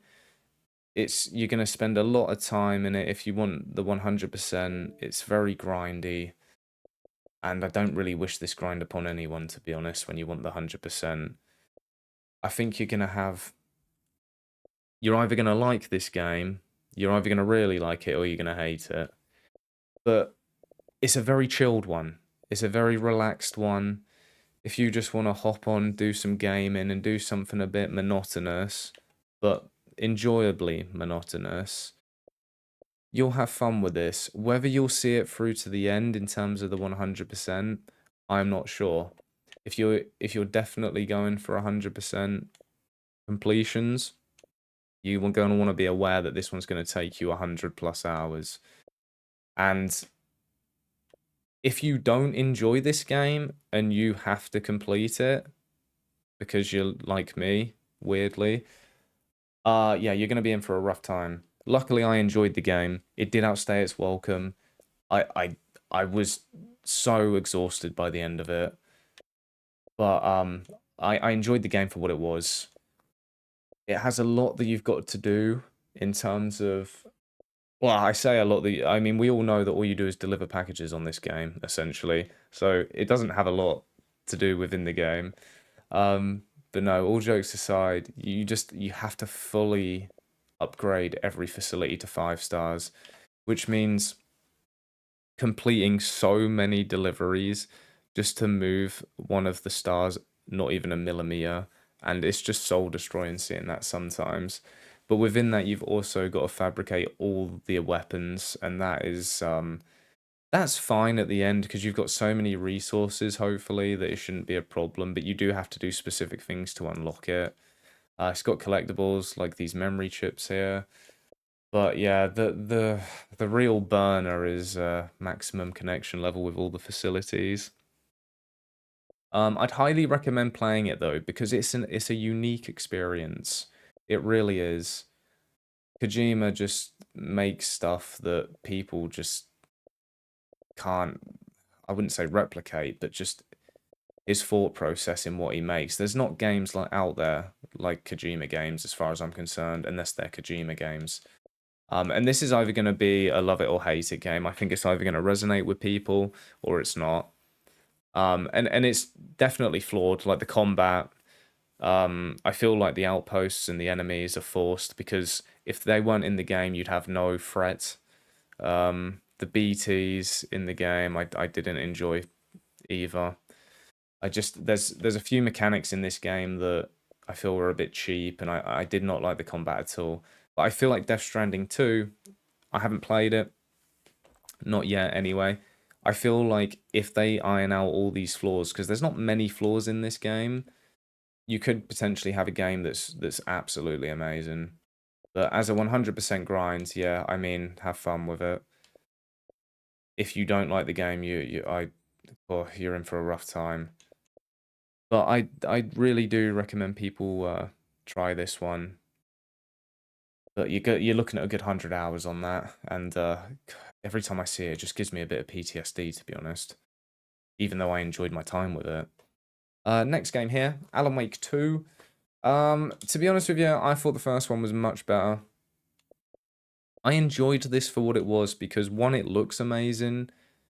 And I love like the psychological horror setting, and I love the the linearity, if that's a word, of Alan Wake games. But Alan Wake 2 for me just goes completely off the rails. I mean, the story, I ain't got a clue what's going on. And I played Alan Wake 1 um not far before this actually, before I played this one on this account. And yeah, I just couldn't make heads or tails of what was going on. But it's a very fun game, enjoyable game, fairly quick. It's just again one of those games where the story I just couldn't resonate with it. And the first game, I could a lot more, and I was more intrigued and more involved in it, and could follow it a bit better. But this one just really goes off the rails.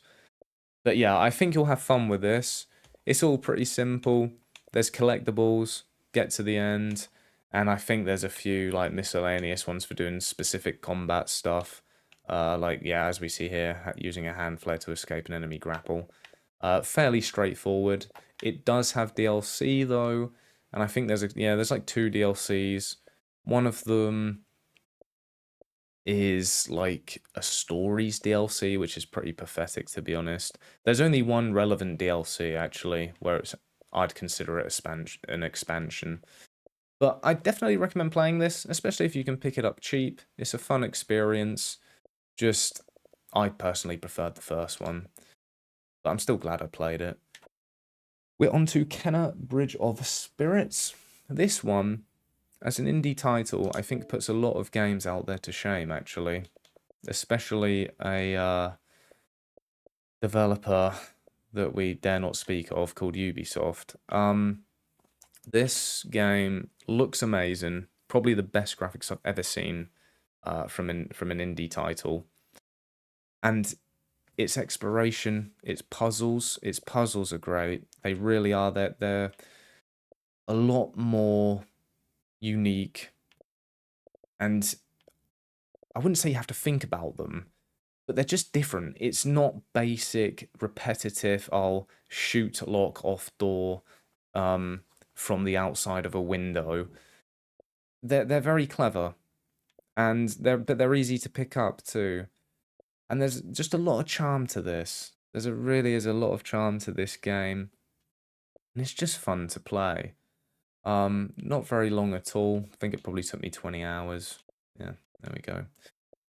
You do have to beat the game on master difficulty, which is, by the way, quite tough. Me personally, I'm not going to lie to you. We did do the master difficulty cheese, just because it literally stops you having to do a playthrough. Takes about 10 minutes, and you can skip through literally the whole game just by jumping over a rock at the start of the game on master difficulty, and yeah, you pretty much get your achievement for free. But yeah, if you want to do that legit, master difficulty is a bit troubling. I have played some of it on master difficulty just to test it, and yeah, it's quite brutal at times. But for the achievement, I just did the cheese for it. You also have the rot to find. There's a lot of them. Hundreds, I think. I think there might even be like 200 rot. But everything's very trackable. Again, like you don't need guides. You can literally play this game, enjoy it for what it is, and do your little post-game mop-up at the end. And it has some miscellaneous stuff. The combat I didn't speak about either. Combat very enjoyable. Love a bow and arrow combat style game. And it sort of reminds me of like, like Souls type gameplay. But obviously it's a lot more uh fairer isn't the right word. It's a lot more toned down. It's very easy to pick up. But yeah, if anybody hasn't played this, I'd highly recommend playing this just as something chilled with a lot of charm to play. You're gonna have fun with the puzzles, I'd imagine, as well. Next up, we have Ghostrunner. We'll do this as a unit. Ghostrunner 1 and 2. These games, very fast paced. First person, sort of run. I say run and gun. You don't have guns, but like it's parkour free running. They're the type of game where you're expected to die hundreds and hundreds of times and it knows it, so you just respawn easily within an instant, which is really fun. I had a lot of fun with these, and I'd highly suggest playing them if you just want something quite linear, but fast-paced, a little bit different, sci-fi. I really enjoyed them. The trouble is they are difficult. I'd say this is probably a 6 out of 10. They're difficult in the sense of you're going to get a bit tilted and frustrated because they're the type of game that does just get on your nerves. Certain things will wind you up. They do need a bit of polish, in my opinion, in terms of like what the game demands of you is fine, but the amount of times it just the controls aren't responsive enough for what you want, or they just don't feel fluid. It can feel cheap at times, but I'd highly recommend playing this. If you haven't seen any of it, look up some gameplay. I haven't got a video on these, unfortunately, but yeah, achievement-wise, you've got collectibles, and there's a lot of fun miscellaneous stuff to go for, actually. But most of it is just going to be getting the game done, getting the story done, and then you can mop up a few bits. Collectibles are on the map as well, so you shouldn't need to worry too much about that. This game does have DLC. I don't think the second one has DLC, or it does, but I don't think it has DLC achievements. The DLC for Ghost Runner 1 is a bit of a pain, actually.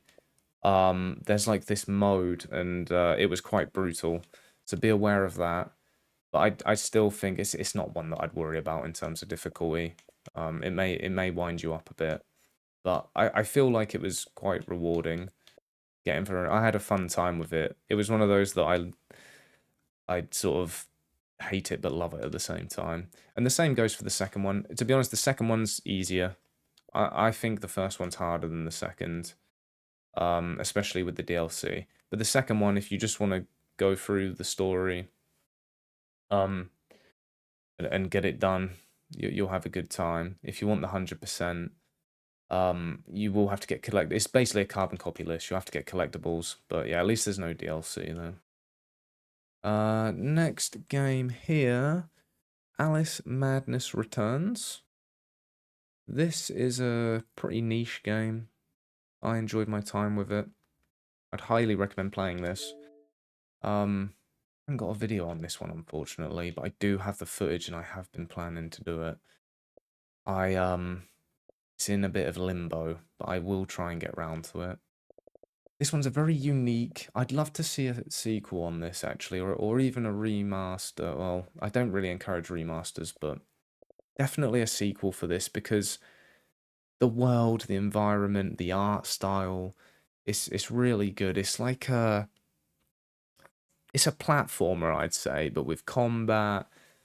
Trying to think of how I can describe the combat, because you do have like lots of different gadgets and guns and stuff like that, and melee.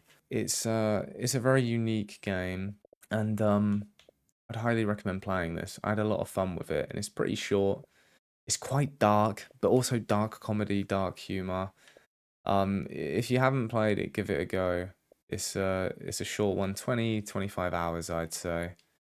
And the achievement wise, you do have to complete it on its hardest difficulty, but that isn't too bad. Other than that, it's got collectibles, as with most of these games, which you will want a guide for. And I think it has miscellaneous achievements, but mostly for the boss battles, and that's it. So like not being attacked by them and stuff like that. You have to do like no damage on some of the bosses. Yeah, I definitely recommend getting on that. Next game here, oh boy. Deathloop. So this is one of those classic games that for some reason was rated a 10 out of 10 across the board, and I think if IGN's putting out a 10 out of 10, then I definitely wouldn't listen to it. Now, I enjoyed my time with Deathloop, but it's not what everybody says it is. This game is not groundbreaking. This game is not the second coming of Christ. It's not much different from Dishonored, and Dishonored are great games. I think Dishonored are better games than this, personally. But if you're into them, play this one. It's a different concept, and I do like the concept with Deathloop. There's a lot I did like about it. I just find the more you play Deathloop, the less interesting it becomes, because it's all about having loadouts and different ways to tackle stuff. But ultimately, the more you play it, the more your loadout is the same, if that makes sense, and the more you cater to certain abilities. And again, it's a game that doesn't have much direction, because it's here's the level, go and figure it out, which I do like, but personally, for me, I like games with more. I'm more of a story guy when it comes to games. I like direction, not being held handheld, but to have a narrative. And this narrative is just weak. And as far as I'm concerned, you cannot have a 10 out of 10 game if its narrative isn't there. I definitely recommend playing it, but personally for me, I don't think it's the game that everybody says it is in terms of its rating. Achievement wise, it is one of those that is a bit of a pain because there's so much stuff that you've got to do in terms of variety, which to be fair is good.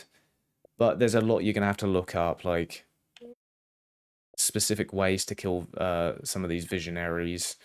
You've got to get a lot of the collectibles. It's a very replayable game, and its achievements complement that. So the game and the achievement list actually work together very well, and I definitely recommend doing it. I just keep your expectations. Like, I feel like if you're going into this thinking, "Oh my god, this game has been rated so high, it must be amazing," I'd be careful with that because most of the time when somebody says something is amazing and you get hyped for it, you're naturally disappointed because you think in your head that it is going to be the best thing you've played. Um, Realistically though, how long did I play? I think this is probably about a 30 to 40 hour job. Yeah, it took me about 32 hours there, 33 hours. Okay, next game here. Clair Obscur Expedition 33. Now this is probably the best RPG I've played in a long time. I know it's no surprise because I don't know, I like to fit most of the time I think I tend to go against the grain, but for this one I feel like yeah, I'm another one of those people that is blowing smoke up this game's ass, but rightly so because it deserves it. You know, this is a game where considering how many people made it, how much money was put into it, this is considered like an indie title in the grand scheme of things, let's be honest. So to come out with what they've come out with this is monumental. But not just that, what it does is it shows how turn-based combat is not a thing of the past and it's still very relevant in games. It's not something to stigmatize like because it's just now games are so well developed that, you know, turn-based combat was something back in the day to be on a system that could only handle that. It very much makes turn-based combat fun. It evolves it, it expands upon it. It adds interesting mechanics throughout the game. The story is beautiful for the most part. It does fall off a bit for me, especially towards the end. But as far as I'm concerned, the music in this game is probably the best soundtrack I've ever heard in a video game. And that's very hard to say, and I find favorites very difficult to pick. But if it's not my favorite soundtrack ever in a video game, it is close. It's in the top five. Easily, if any, easily in the top five, maybe in the top three.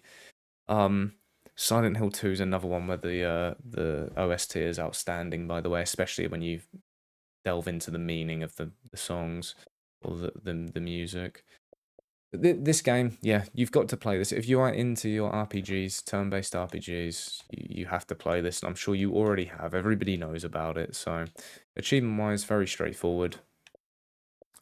Typical RPG fashion. Play the game. Do everything the game asks of you. The only collectibles it has are like these records here, and the journals. The rest is just side questy stuff, which you don't need to. I don't think you really need to track anything on this game. It's quite easy to track, or it doesn't have tracking. I don't think. Well, actually, no, it does have tracking. What am I on about? You can track the diaries, but like it doesn't have like icons on the map to tell you which collectibles you've missed. But it's all fairly straightforward. It's not like you have to run a guide next to this. Really fun one to do. Sea of Stars. Uh, See, this is the thing. Sea of Stars is a good game. It's a throwback.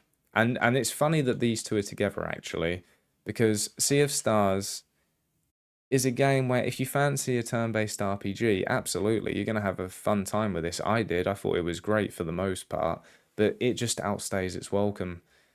The combat, again, like the turn-based combat is great for 10 hours, and then I am just so bored of doing exactly the same thing throughout the game.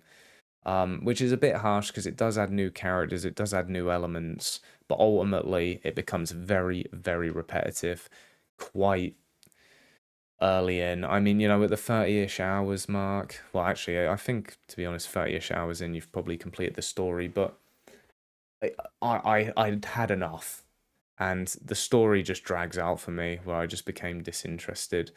And it is what it is. It doesn't. It's not afraid to be what it is, and I respect that. But it's just a very standard. It doesn't do anything better. It doesn't evolve anything. It doesn't innovate anywhere, and I don't expect it to. Again, this is another indie game, but and to give them credit as an indie game, great game, but it's just very basic, and it got very repetitive for me.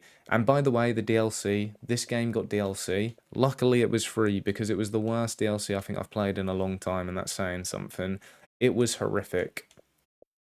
But it just becomes very scripted, this game. Like, it gets very boring walking into an area, having to fight people, not being able to avoid them, always going in the same places, always doing the same thing. It's it's a repeat of itself, an hour in sort of thing. You go to different areas and that's cool, and there are parts of the story I did enjoy. I just, for me, it outstayed its welcome. I just found it very bland the more it went on. Which is funny because, like, obviously between these two, this is an example of how you expand from that genre, and this is an example of a developer that's copied the genre because it loves it so much and it's respectful to what it's doing, and I admire it for it. But it doesn't do anything more. It doesn't push any boundaries. It plays it so safe. Um, I'd still recommend playing it though. Achievement wise, it's about 50, 60 hours. DLC, oh god, I don't even want to talk about that, but that'll probably take you about 10.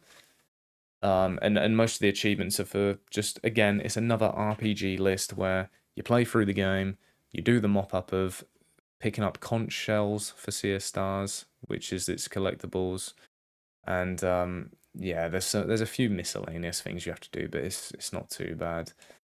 Final Fantasy 9. This one I'd already done. This one I'd done before streaming, but I think obviously I've done some jump rope stuff on the channel, so that's why it's there. I don't think I've got any achievements on this account. Like while I've been streaming, it was already done, but this is purely for the jump rope. I think I was just practicing. Okay, so all these I'm just gonna do in one because we've now got the Pixel remasters. Final Fantasy 1, very quick, no missables. Nice short and sweet one. And what happens is they get progressively longer and they get progressively more missable. Now, everything after Final Fantasy 1, to be honest, if you're going for the 100%, I'd recommend using a guide. And it sounds terrible, and it is. I don't like using guides in games, and I wouldn't recommend people to use guides in games. I would suggest playing through the game and enjoying it. But unfortunately, as you know, if you're a completionist, if you want the 100%, sometimes having to do another 25-hour playthrough on top of a 25-hour playthrough you've just done, one, isn't really an option if your time's limited, and two, that you know, you don't want to then get really tired of the game. So, and it depends how much you love them, but I'd highly recommend playing all of the Pixel remasters just to see, you know, the origins of Final Fantasy, how they progressively evolved and adapted and became better or worse. Um, I'm trying to think of like the good ones here. I mean, they're all good within their own right, but you know, one's very, very basic. Two is very basic, but it has more of a story. Three, I actually really enjoyed that one. Um, but they're all like four Chaos Crystals, four Chaos Crystals, four Chaos Crystals. Like they're very similar. Four is the one that begins having a narrative that's a lot more adapted, and same with 5 and 6. 5 I did not like at all. 4 I did like the story, but the problem with these is the missables and the bestiary you have to do. The walkthroughs that I suggest using, you definitely want them, because if you miss anything out of like 4 and 5, you know, you're looking at another 30 hours and it's just not worth it. But I can understand why I reckon people would probably consider one of these their favorites actually, but for me, they weren't really. weren't really mine. 6 is the first great Final Fantasy in my opinion. I loved playing this. This is the one I was most excited for, and I'm glad I wasn't disappointed because this really is for me where if you haven't played this, I'd highly suggest playing it if you're a Final Fantasy fan, even if you don't play any of these ones. This is where Final Fantasy really takes off with like characters. It's got like an ensemble cast. I mean, the casting is there's so many characters, but they're all like you want to learn about them all in their own right, and they all gel together, it all mixes well. The antagonist is great. Yeah, this one is really where I feel like Final Fantasy is this is its roots and where it really takes off. And you can see why you then got 7 after it, and 8 and 9 and 10, because it really found its footing with this one. This is greatness here. And I don't think it's the best Final Fantasy by any means, but this is where it really, really shines. But they're all fairly straightforward. You know, Final Fantasy 1, you know, you're looking at like 10 hours, maybe 15 at max on that one. That one's really quick. And then they get progressively longer. Like 2's still short. That's like 15 to 20. But then this would be 30, 40, 50, probably 60 for that as well. So they do get progressively longer with more missables or more grindier stuff.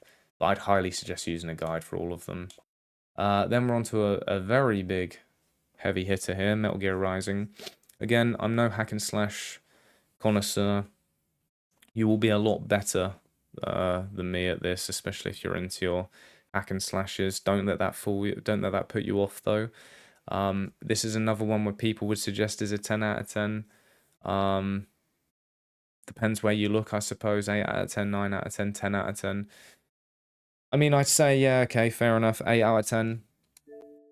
But again, like Devil May Cry 5, this game, its hardest moments are very level specific. You know, even the hard stuff you have to do, there's a lot of levels that you're going to get through pretty quickly and maybe first try. Where this game is really difficult and it's 8 out of 10, 9 out of 10 difficulty is like the no damage bosses on Revengeance mode. That's all the hard stuff is. Okay, you do have to get up to that point in the levels, but honestly, it's not too bad because I'm pretty sure you can die. You don't have to like get through the whole game no damage. You just have to get through. You have to make sure you do all the optional battles, and that's it. You can't. I don't think you can die on those. You might be able to. I genuinely can't remember now. But the difficulty comes from the no damage bosses. Honestly, defeating Monsoon without taking any damage on hard or above, nightmare. Absolute nightmare. It took me about an hour and a half, that one. But that's where it's going to get you. But it's when you think these are like 5-minute sections that you've just got to get down. You know, if the whole game was this, yeah, 10 out of 10, fair enough. But it's not. And that's the same with Devil May Cry. You know, the hard sections are very specific to certain levels or a section of the game. It's not the whole game. So, if you're into hack and slash, or you look at this and you want, oh, I want that on my list, I want that under my belt, that'll be a good one to have on my profile, get it done. Get it done. You know, you put in the effort, you'll easily get this one done. And I'm sure you're probably a lot better than hack and slashes than I am. It did cause me to rage, don't get me wrong, it got under my bad side. It got under my skin a lot. And it's definitely not easy, like it will challenge you.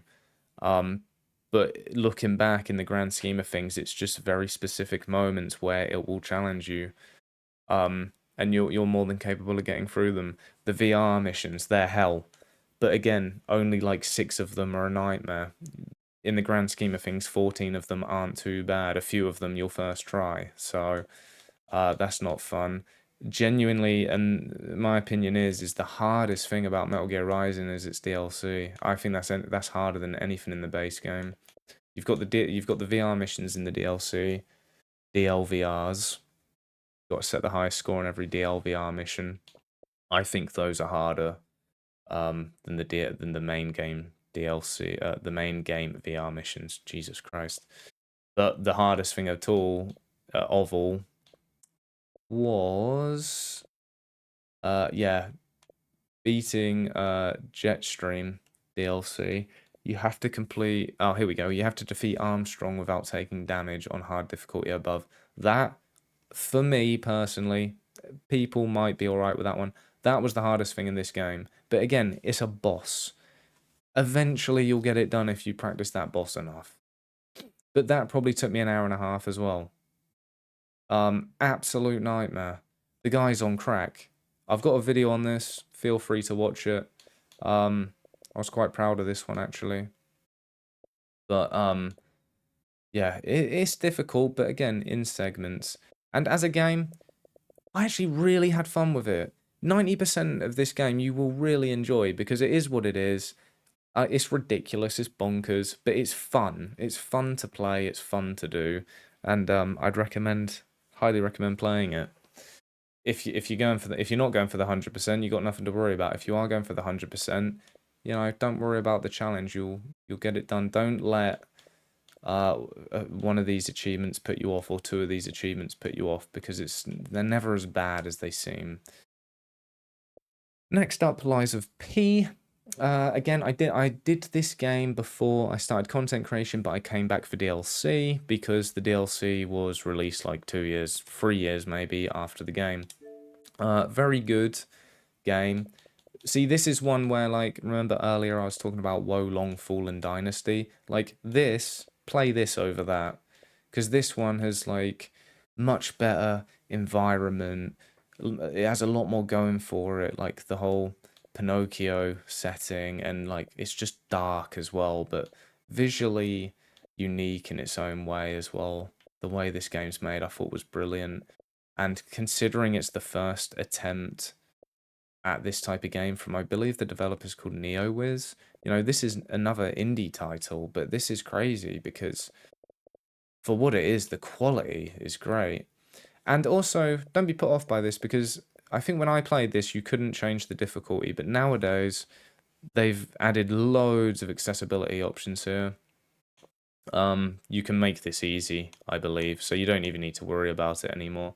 But when I did it, it was like a set difficulty. And yeah, really fun, really challenging. If you're into Souls games, definitely play it. Most people probably have played this game already anyway. But with the added accessibility now, there's no reason not to. I'm sure you'll really enjoy it. At least you can cater to your own needs. Achievement-wise, it is a ball lake, I'm not going to lie to you. Most Souls games, or Souls-likes, achievements are generally the same. You've got your endings. You've got to get all the collectibles, like spells, or in this case, I think you've got to get all the Legion arms and stuff. It's not horrific, but just be prepared that you're going to need to look up a lot online, because you have to get some of the endings right. You have to make specific choices between certain dialogue options quite frequently. But multiple playthroughs of this, you can blast through. So the first playthrough is always the longest. And again, yeah, 40, 50 odd hours. But I did the DLC, so I didn't do the whole list, but I thought I'd just touch on this because Lies of P is a very, very good game. And the DLC was good too. I just don't like going back to games that have DLC 3 years later. Next up, we have Metal Gear Solid 5, The Phantom Pain. This is a very good game. Unfortunately, it suffers from being stitched together after Kojima got booted out.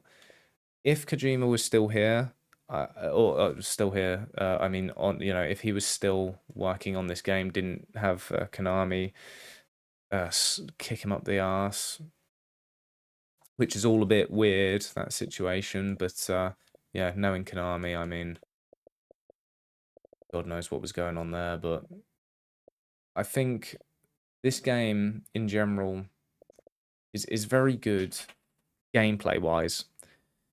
It has some of the best, it has the best Metal Gear gameplay, I think that's fair to say, to be honest. Starts off strong as well. I'd highly recommend playing it, especially if you're a Metal Gear fan, but I feel like the Metal Gear fans are probably the most disappointed. If you're not into Metal Gear and you play this, you're probably going to really like it, actually, funnily enough. The problem is this starts off strong, but then it just completely dies off because it's been stitched together in pieces. It's essentially an unfinished game as far as I'm concerned. Like, half the game is there, the other half is a repeat of what you've just done, and it's unexcusable as far as I'm concerned, and it's a shame. It really is. It's a long one and it's horrific. I say horrific. When I say horrific, I mean like it's gonna drain you. It's gonna drain your soul. This one is a soul drainer. Um, it's a really fun and great game to just play through, but yeah, it's lacking in the story department because oh man, it doesn't even track your time. Unfortunately, that's annoying. It's lacking in the story department because Kojima obviously got booted out and they just stitched bits together. But you've got to do everything on this. Complete every mission with an S rank, which to be honest is pretty easy. The worst things are doing all the mission tasks because you're going to have to play multiple missions over and over again. You've got to do all the side ops, and there's like 200 of them. There's just a lot of grindy stuff to do here. You're looking at a good 100 to 150 hours on this one. I do have a video on this too. As I say, most of these games I will have a video on because it's the whole content creation aspect, but a few of them I just haven't got round to, or I've got the footage and just was meant to do it and I just, yeah, have put it off. I prioritize a lot of these games sometimes, so then some of them get lost in the ethos, a bit like Alice Madness Returns. But yeah, this one was a grinder. Ugh. And I've done this twice, but I wanted to get it done on this account because it's nice to have on the list. So this is a very good one to have on the list. Just have fun with it. And if you're going to go for all the achievements, like be prepared that you are going to have your soul drained a little bit. Next up, Senua's Saga Hellblade 2. I struggle with these because I enjoyed the first game. I also enjoyed the second one, and the graphics are great. And this is another indie title. And the story is very well done. It shows a lot of it touches on mental health massively. I highly recommend playing them. My only problem with these is like the second one is just too much of the same of the first. If we disregard the story, that is very good. The second is like it's just very light on gameplay. A lot of it's walking around, and the combat you have, it's good, but there's there's not enough of it. There's not enough happening, and it repeats itself too much. So it's very good for the first hour, and then you realize like there is just no evolvement on the combat. It is literally the same thing. Like, so it's impressive when you first see it, and then you realize like it just reuses the same moves and finishes every single time you get into another instance of combat. But it's a fairly quick one, this. You can do it in like 10 hours. The reason this took 16 is because I'm pretty sure... Oh, no, yeah, I did do a video on this. I did all the achievements in one go. That's how quick it is. And then I had to come back because it added DLC, typically one achievement. And this is horrific. You've got to complete the story again in Dark Rot mode.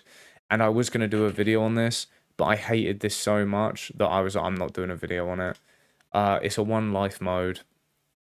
And Hellblade 2, yeah, it's one of those games where there's situations where you can just die in one hit. You got to be very careful. But oh my god, having to go back to that. That's why I didn't like this one, actually. Recommend playing the games, though. If you want a quick completion, yeah, you'll have a lot of fun with them because they're quite linear and they're just a nice, experienced game to play.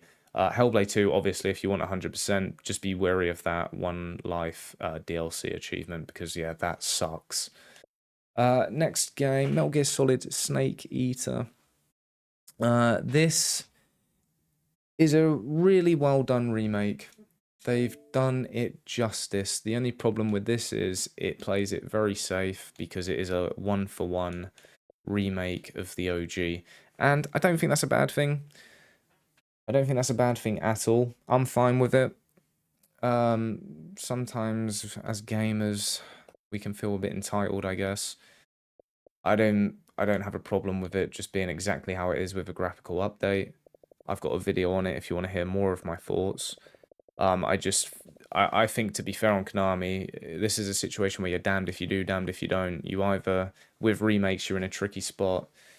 If you completely remake the game and change too much, the fans will just have an outburst. If you only visually change it and modernize it with gameplay, people will call you lazy, or you're not taking enough risks. So you're damned if you do, damned if you don't. Really enjoyed my time with this.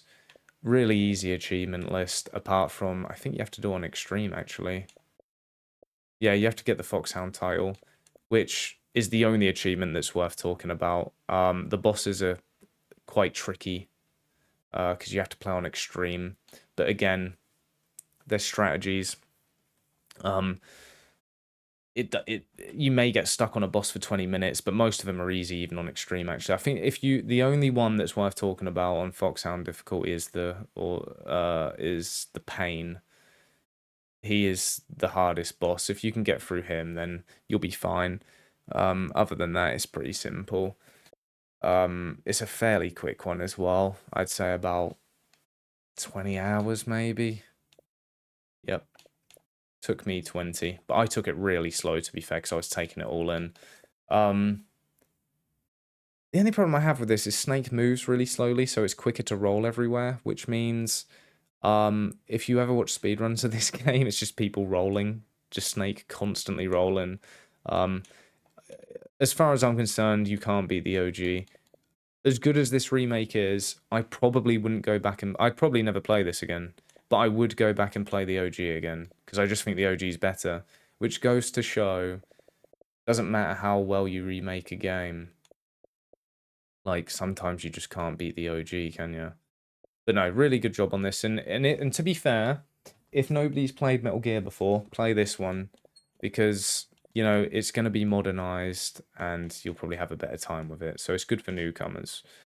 What have we got next?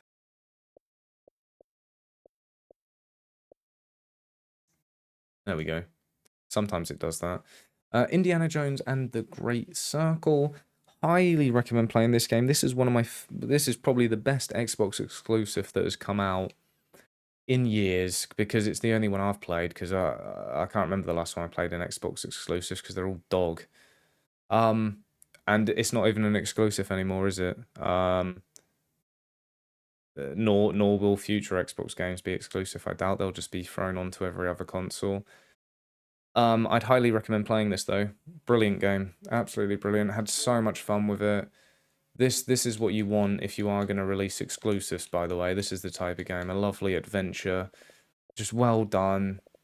It's true. I say true to Indiana. I'm not a massive Indiana Jones fan, to be fair. I've watched the films and I enjoy them, but I'm not like a die-hard fan. But this is a game. Just beautiful. So fun to play. Lots of progression, but in the right way. Good humor. Story was just fun to follow. Yeah, I wouldn't say it's amazing. If anything, that's probably its weakest point in this game. But yeah, really well done how they've implemented that Indiana Jones world and lore into a game. I don't think they really could have done it any better, to be honest. So if you haven't played this, I'd highly recommend playing it. It's just a fun adventure. It really is. And achievement-wise, it's pretty standard.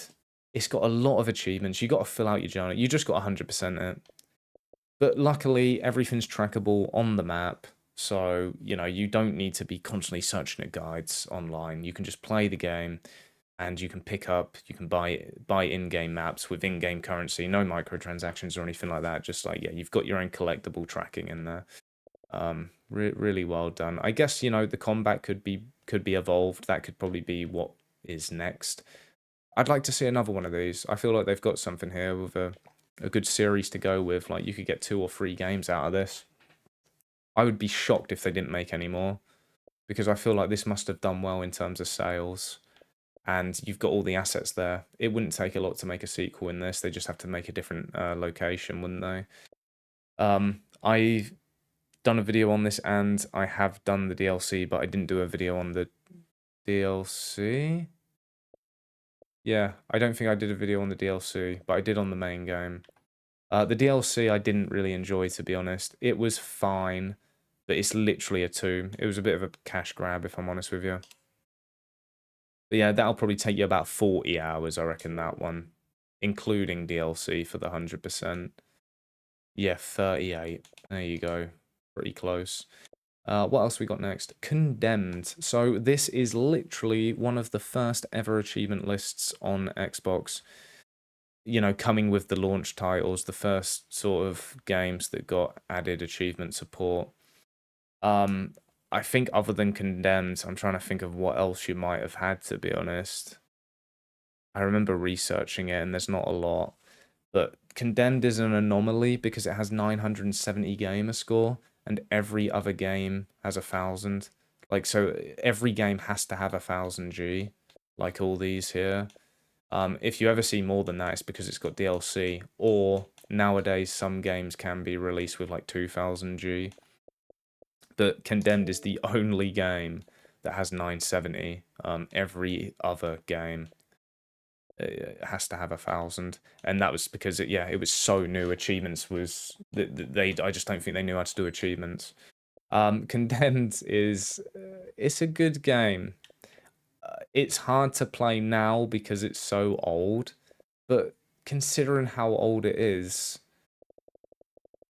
they just don't really make them like this anymore. I think this is the thing. Like, you look back on games like this, and if you can get past the graphics, if you can get past the clunky gameplay, there's just something about them where you just. I enjoy playing. They're games that you enjoy playing, whereas now everything just feels a bit soulless. Everything feels a bit lifeless, just lacking ideas, and everything falls into the same repetitive um, idea pool. But this is very basic, as it's its first achievement list. You've just got to play the game and complete it, and pick up all the evidence, all of the TVs that are throughout the game, and what else is there? I think there's another. Oh, there's like some metal bar collectibles as well. So all you need is a trusty collectible guide, and there is something else. Oh yeah, you have to make sure you use every weapon in the game as well, melee weapons and firearms. But you have to do a melee only run. So you want to make sure you do your melee weapons first, and then all you have to do is like load up another chapter and just because one of the chapters has all the firearms, so you don't have to do a whole new playthrough. You can just load up a later chapter, use all the firearms, and finish the game, and then you'll get your last achievement pretty much. I think that's what I did. Yeah, so I finished the game. I used every melee weapon, finished the game, and then I reloaded like chapter 9, got all the firearms in that one chapter, and then popped the completion. But yeah, this one's a good one. Again, if you haven't played this and you fancy something a little bit scary around Halloween time, or if you're just in the mood for something scary anyway, I wouldn't say this is scary. This is psychological horror, but it is creepy, and it's tense at times. But it's pretty straightforward. Just have a collectible guide handy and you'll be fine. But it's a short game, 15 hours, I'd say, 15 to 20. Condemned 2 is meant to be really good as well, and I haven't played that. I'd love to play Condemned 2, and maybe I would on an alternate account, but it's got multiplayer achievements, unfortunately, and I think they're crazy, or they're shut down. I can't remember, one of the two. Next game, Gears of War Reloaded. Yep, I've done a video on this one, and really fun video to make, actually. This game, we all know, notorious for one thing and one thing only, and that's 10,000 kills. Really amazing game, it really is. You can't knock Gears of War 1. I mean, the campaign's beautiful. Multiplayer, groundbreaking for its time. It's a shame Coalition had to do this because Coalition don't know how to fucking make a Gears of War game. But I've done this twice now. This is the second time because I did the Ultimate Edition also. 10,000 kills. It's not that bad. If you play this game, you're looking at 100 hours or so. Yeah, okay, maybe a bit more. It took me about 130. But it's just a grind. The problem is Gears of War is amazing, but Coalition just cannot make a consistent multiplayer experience. So this is the type of game where you love it because it's Gears of War, but you also hate it because the multiplayer just works 50% of the time. But yeah, I mean, if you haven't played Gears of War, you know you've got to at least to experience that campaign. But for the 100%, you're gonna have to be dedicated. But it's just a time thing. It really is a time thing. Also, I will say, and I'm not blowing smoke up my own arse here. That took me that long, and I'm pretty consistent with kills on multiplayer. I've played Gears like ever since it was a thing, so I know how it works. I know how to get kills quite quickly, and I can generally do very well in the lobbies. If you're a newcomer, you're gonna have a hard time adjusting to Gears of War multiplayer because it's not noob friendly. It needs to be learned. You can't just go around getting kills willy nilly. It's a lot more harder. It's not like COD. So just be prepared with 10,000. It may take you a bit longer. But nowhere near as bad as the OG 360 list, by the way, because it's the same achievement list, but on the 360 you only had Warzone and Execution. So there was no quick way of getting 10,000 kills. It was much, much grindier. But yeah, heavy hitter really when you think about it. But just a grind. Gears games are always a grind. Luckily, that one doesn't have anything too hard in it. Have to do insane on the campaign. That's about it. But that's not too difficult. You can also play co-op, which makes it quite tame. And then you've got like 30 cog tags as collectibles. Okay, on to the next one here. Crackdown 3. This is what I'm saying when it comes to Xbox and its exclusives. Like, this is what you get on Xbox. And then every 10 years you might get Indiana Jones, but that's not exclusive anyway, so we don't worry about that. This is the type of stuff Xbox gets. Because Gears also is on PS5 now. Crackdown 3. Just, again, another game, a bit like Alone in the Dark. Absolutely average. Average across the board. Does nothing that any other game in its genre can't do better, you know? What I will say with this is, and it sounds like I'm absolutely slamming it, and I am, is for some reason I had so much fun with it, and that's what matters. So I'd recommend playing this just for its fun factor, but I feel like I was in the mood for this game at the time, and I was just in the mood to mess around. But there's just nothing to it. The story, there is no story. It's literally just faction leaders. You do objectives within an area to clear like a threat level, then you go hunt down the faction leader. It's very basic. We've seen it all before. It's no different from Crackdown 1, by the way, which came out God knows how long ago. It's just, you know, next generation. Essentially, Crackdown 3 is literally Crackdown 1 and 2 remastered, to be honest, because they're all the same. But I can't deny the fun I had. So if you just want mindless fun and just to mess around for a bit, yeah, you'll have a good time here. Achievement wise as well, is like it's one of these tough ones because the achievements were really fun. 90% of it easy and enjoyable, and I say story related. Just you know, you ain't got to go out your way. Unfortunately, you have to find every single orb in the game. Um, I'm trying to think as well. I don't think you can. Yeah, you can't. Like, there's no way to know which ones you're missing. Unfortunately, there's no way to track the orbs. Like, why this game doesn't have some form of collectible tracking, I don't know. Not in this day and age. But the only form of tracking you have is you can see by district which orbs you have. Which is okay, I suppose. So at least you can narrow it down. But there's no way to, like, you can't just buy a map and see how many orbs you've got left, like, which would be the sensible thing to do. I don't know why they're adamant that you must find them, because the only way you're finding them is with a video guide, to be honest. But you do have to find every single agility orb, every single hidden orb, which is like 700 orbs in total. It sucks. I was lucky that I was quite vigilant. I never had to use a guide somehow.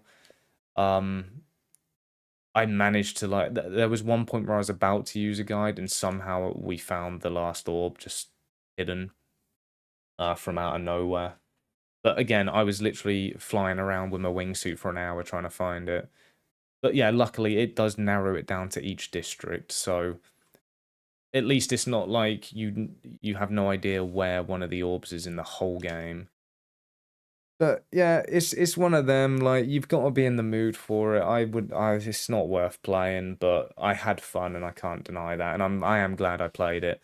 But if you're going for the 100%, I mean, yeah, you're probably looking at about 30 to 40 hours on that one, depending on your collectible grind. But if you just want to run through that just for fun, like, I think you'll have a bit of a blast, actually, to be fair. It's just lacking. It really is. It's a nothing game, to be honest. Halo Combat Evolved Anniversary. Oh, the Xbox staple, eh? Just in time for the remaster or the remake. Yeah, I mean, what can you say about Halo? Really enjoyable. I have done this like 3 times. I've done it with mates. I've done it on 2 old accounts. I've done it on this account. This one is short and sweet, 20 hours. A fun achievement list, a balanced achievement list. The only problem is I'm not a massive fan of Halo, but I'm one of the odd ones. Like, people would have a really fun time doing this because it's a perfect sort of 20-hour completion, level based. You've got some fun sort of miscellaneous things to do on the side throughout the levels. You've got to get all the skulls in the campaign, which is their collectibles. That's not too bad. But for me, like, completing it on Legendary, like, I just did not have fun. I just did not have fun doing it on Legendary. Um, it's challenging at times. I mean, it's challenging a lot of the time. Um, but I mean, if you've got a friend, it's a really fun game to go over the week. Like, if you've got a weekend with a few beers with your mate, you can't beat this game for stuff like that. Halo games are brilliant for that. It's all campaign, no multiplayer. So, I mean, obviously this one's great. You can't buy it digitally. You have to get it physically, as far as I'm aware, unless you've bought it years ago. It's been delisted for ages. What I would say is, I don't know, it might be worth just waiting until the reboot comes out because, yeah, it's more modernized, isn't it? But yeah, short and sweet one, great one to do over a weekend with a mate as well. And difficulty-wise, 5 out of 10. Legendary will has its moments, gives you a bit of trouble, but it's not the worst thing you'll ever do in your life. Okay, here we go. Yeah, Call of Duty, the fun that never stops, the game that just keeps on giving every year. This one, I've done multiple videos on because, of course, this game keeps getting its achievements added to this, like, list every year. So it just shares the list. You got Modern Warfare 2 here, Modern Warfare 3, you got Black Ops 6, and you got Black Ops 7. So there's 4 games. And come October or November this year, I'm sure I will be back swearing at my TV screen because I'll be honest, I was done with Call of Duty years and years ago. And I just fancied a bit of a campaign romp with Modern Warfare 2 5 years ago, and then that led me on to, or 4 years whenever it was released, and that led me into this worst regret of my life. But we've done Black Ops 6, Black Ops 7, I've done Modern Warfare 3, I've done videos on... What have I done videos on? I've done videos on Modern Warfare 3 and Black Ops 6. I haven't done Black Ops 7, because, to be honest, I was going to, but I just can't face it. Maybe I will. I've just had better games that I've prioritized over Black Ops 7. I'll be honest, ever since this has all been added, like, 3 games, Modern Warfare 2 was absolutely fine, by the way, apart from, like, 1 achievement. But ever since they've added Modern Warfare 3, Black Ops 6, and Black Ops 7, this has been a nightmare. Zombies, grinds, killing 50,000 zombies in Modern Warfare Z and Modern Warfare 3 was horrific. Like, it has just been absolute dog. And the games have been awful. Black Ops 7, by the way, absolute travesty. The further we get away from this, the better. God forbid what I'm going to have to go through this year. Jesus Christ. That's enough of that. But yeah, horrific. It's good to see the 100% though for, well, I'm going to see that for another 6 months if I'm lucky. Till we have to get forced into another one. Final Fantasy VIII Remastered. This was done way before I started content creation. I think I just played it for a little bit. Enslaved Odyssey to the West. Really fun game. I think this one goes under the radar a lot. And I don't think a lot of people have played this. I think it's one of them that came out at a time. I specifically remember it coming out, and Bulletstorm had just come out as well. And that game was really fun, by the way. And I'm sure there was another heavy hitter back in the day that released, and Enslaved just sort of got lost amongst the mix, because, you know, we're talking about the golden age of gaming here as well, by the way. It was just banger after banger, absolute clanger bangers. Enslaved is a very fun adventure platformer. I say platformer. Yeah, I say platformer. Adventure platformer, post-apocalyptic a game with a lot of humor, and it's inspired from a TV series as well, and a book.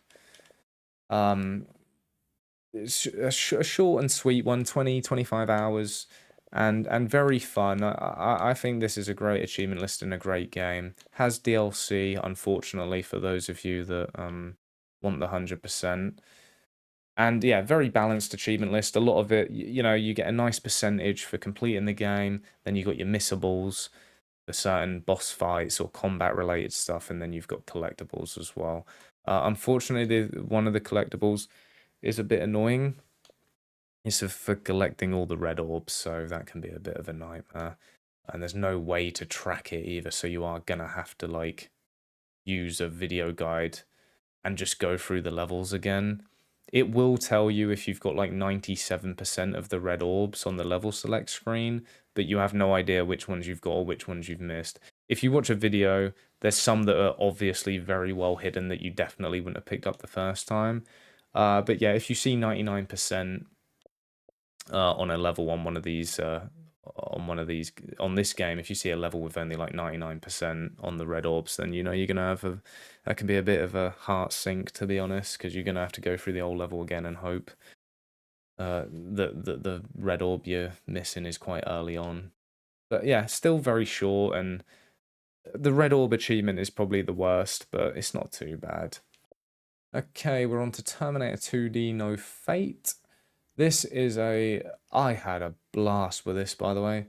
If you're into Terminator games, highly, highly recommend. The developers have really been faithful to this, and you can tell the developers love the game, love the film, sorry, because they have done this justice. This is, I had so much fun with this. Very short. It is very short, but I got it very cheap digitally. So and also, to be fair, like, even though it's short, I feel like these are the developers, like, you want to give them your money. They deserve it with the effort they've put into this.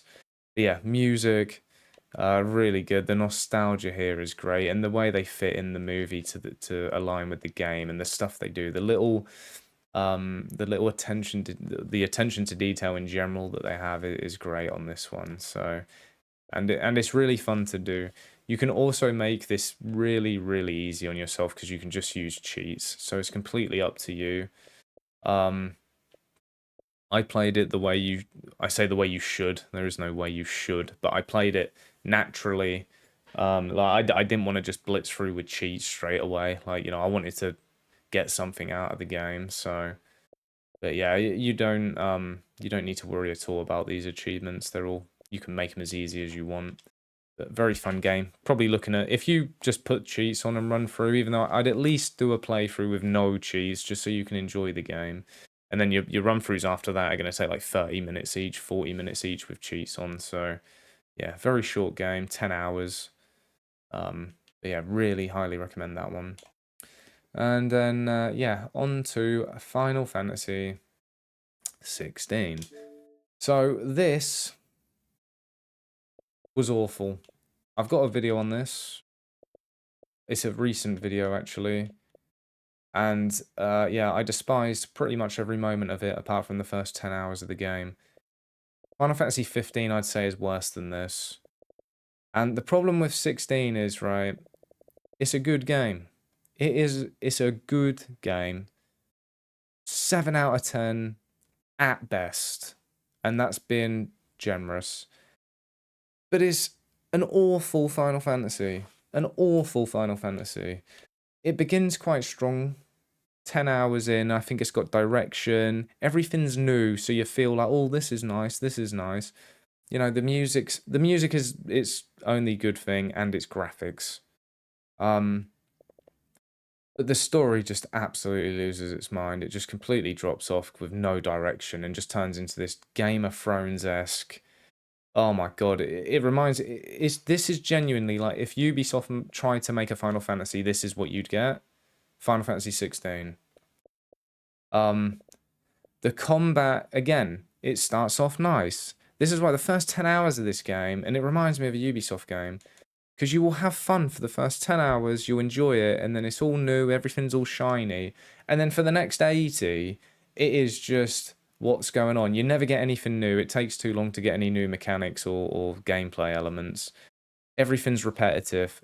The side content, the main quests turn into side quests. And it is just talk to this person, talk to that person. It is awful. Now, what it is, Final Fantasy 16, and the best way this is like my theory anyway.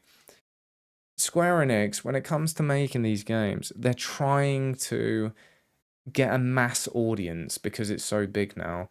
And this is the like literal epitome of a game where they want everybody to play it. They're not bothered about the fans. They want to try and get as many people playing Final Fantasy as possible, and that's why they've made 16.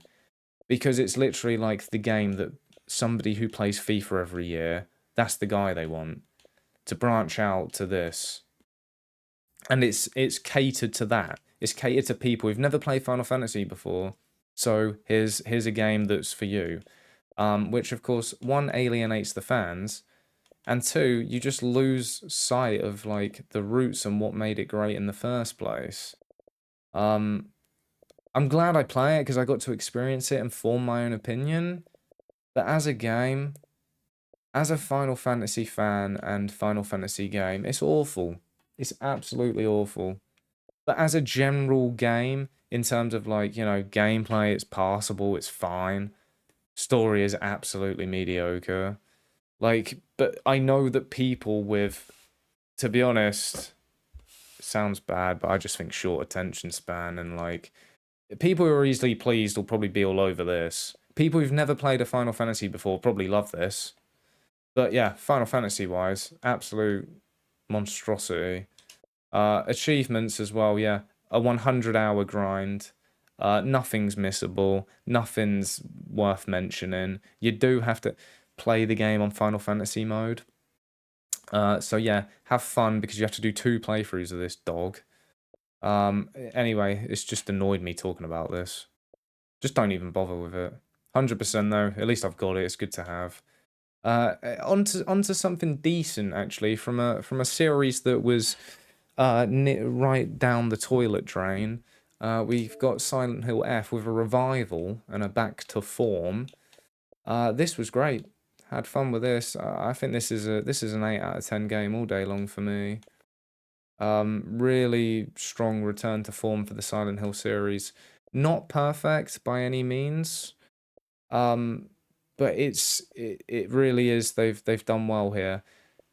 I feel like the story, the location as well. Like, although it's called Silent Hill and we're not in Silent Hill, you know, all the Japanese folklore, the graphics regarding that, the environment, the setting being in Japan, and like you've got all the fog and the claustrophobic streets, and you've got the forests, and yeah, really well done. It's not scary, but you know, you're gonna get jump scared every now and again from random stuff. And the story is like very out there. You've got to really sort of, you're gonna have to look into a lot of stuff on certain meanings and how it works. But essentially, there's a lot of like Oh God, I'm trying to think 'cause I've played this a while ago, but it's like it's about like loss of identity and how like forced marriage. There's a lot of toxic behavior, and yeah, it goes down those routes. But it's definitely worth playing. The only criticism I really give it is its combat. Its combat is very basic and it's okay. It's fine. It works. But the problem is this game can have tendencies where it chucks you into certain scenarios where the combat system just it's not ready for what the game wants you to do, especially on the higher difficulty. And I don't believe you should ever have forced encounters in Silent Hill. I say forced encounters, that's fine, like bosses and certain forced encounters, but there's specific sections of Silent Hill Earth where you cannot progress forward, and it's got like a circle force field, and then you've got a horde of enemies like that in Silent Hill. I'm not a fan of that. But generally speaking, very good game. Highly recommend you play because it is a massive return to form. And I'm excited for the future of Silent Hill. Still need to play the Silent Hill 2 remake as well, which I will get round to. Achievements wise, you're probably looking at about 40 hours, maybe a little bit more. How long did we do? Okay, yeah, 35 hours it looks like it took me. So, yeah. You do have multiple playthroughs to do. You do have to do it on the hard difficulty. But if you're careful with your planning of saves, it limits you to, I think, 2.5 playthroughs. Maybe 3. But yeah, if you just save in the right places, you will lower your playthrough count. Uh, and it's not too difficult either. Lost in Fog, you have all your upgrades from your previous playthroughs, so you'll be fine. Highly recommend playing that one. Assassin's Creed, oh my god. Where it all began for Ubisoft, eh? And Ubisoft at its finest, I'd say. Um, yeah, this was a throwback. I swore I'd never play a Ubisoft game again, but for the sake of content, I did once, which was not very long ago. I will never probably play a Ubisoft game again unless something drastic happens where they start making decent games. This one though, I did want to play actually. I haven't played it in so long. I really wanted to go back just to see. I couldn't. I remember loving it back in the day, and that was the last time I played it, and I just fancied it. And I thought, you know what? I don't mind going back and playing one of the greats. But achievements though, this is a fun one for the most part, and then also horrible at the same time. So 80% of your achievements are going to come from just playing the game. There's a few miscellaneous ones, but as a whole, it's really fun to play this game. I'm sure everybody's played it. As a 100%, quite brutal. You have to get all the flags, and there's like 400 or 500 of them. No way to track them because it's OG collectibles. So have fun with that and following a map for 5 to 10 hours. But yeah, good one to have done. I'm glad I did that one. But that'll be the end of Ubisoft for me. Okay, so we're right near the end actually now. Final Fantasy VII Remake Intergrade. So this for me is the best thing Square Enix have put out in terms of Final Fantasy since Final Fantasy 12. And I really want to say Final Fantasy 10 to be honest, because Final Fantasy 12 isn't great. But it's still Final Fantasy at its core. And to be fair, it's still very good. But it's still not the level of those older ones. But this, yeah, this is really the best thing they've put out in a long, long time. Finally come to Xbox after like, what, 5 years? So it's been a pleasure to play this. And I didn't use any of the streamline progression. They added streamline progression when it got ported over. I personally didn't use that. I wanted to do it, you know, the way the game should be played. Again, I've used that choice of words poorly. Like, I've played it so that it's rewarding and I'm not just, it's a walking simulator. Like, I'm playing it within I don't know how to word this. I just didn't use streamline progression. But I had a lot of fun. I had a lot of fun with this one, and yeah, it's just good to finally play something that Square Enix has pumped out that isn't dog when it comes to Final Fantasy. This is beautiful. The story, the cutscenes, the graphics is probably one of the greatest things I've ever seen. Um, the how they've managed to get voice acting and personalities, might I add, of characters in a text-based game to resonate in this game, it is amazing. Like the way I imagine the characters from OG Final Fantasy VII is exactly how I feel like they are in this game, with the voice acting, with the humor, with everything. They've pulled a blinder with this, they really have. There's very few criticisms I have. I feel like as a remake, it's on, like, Resident Evil levels of remake, because they add, but they're faithful. They are very, very faithful, but they do mix it up a little bit, and I'm fine with that. I'm absolutely fine with that.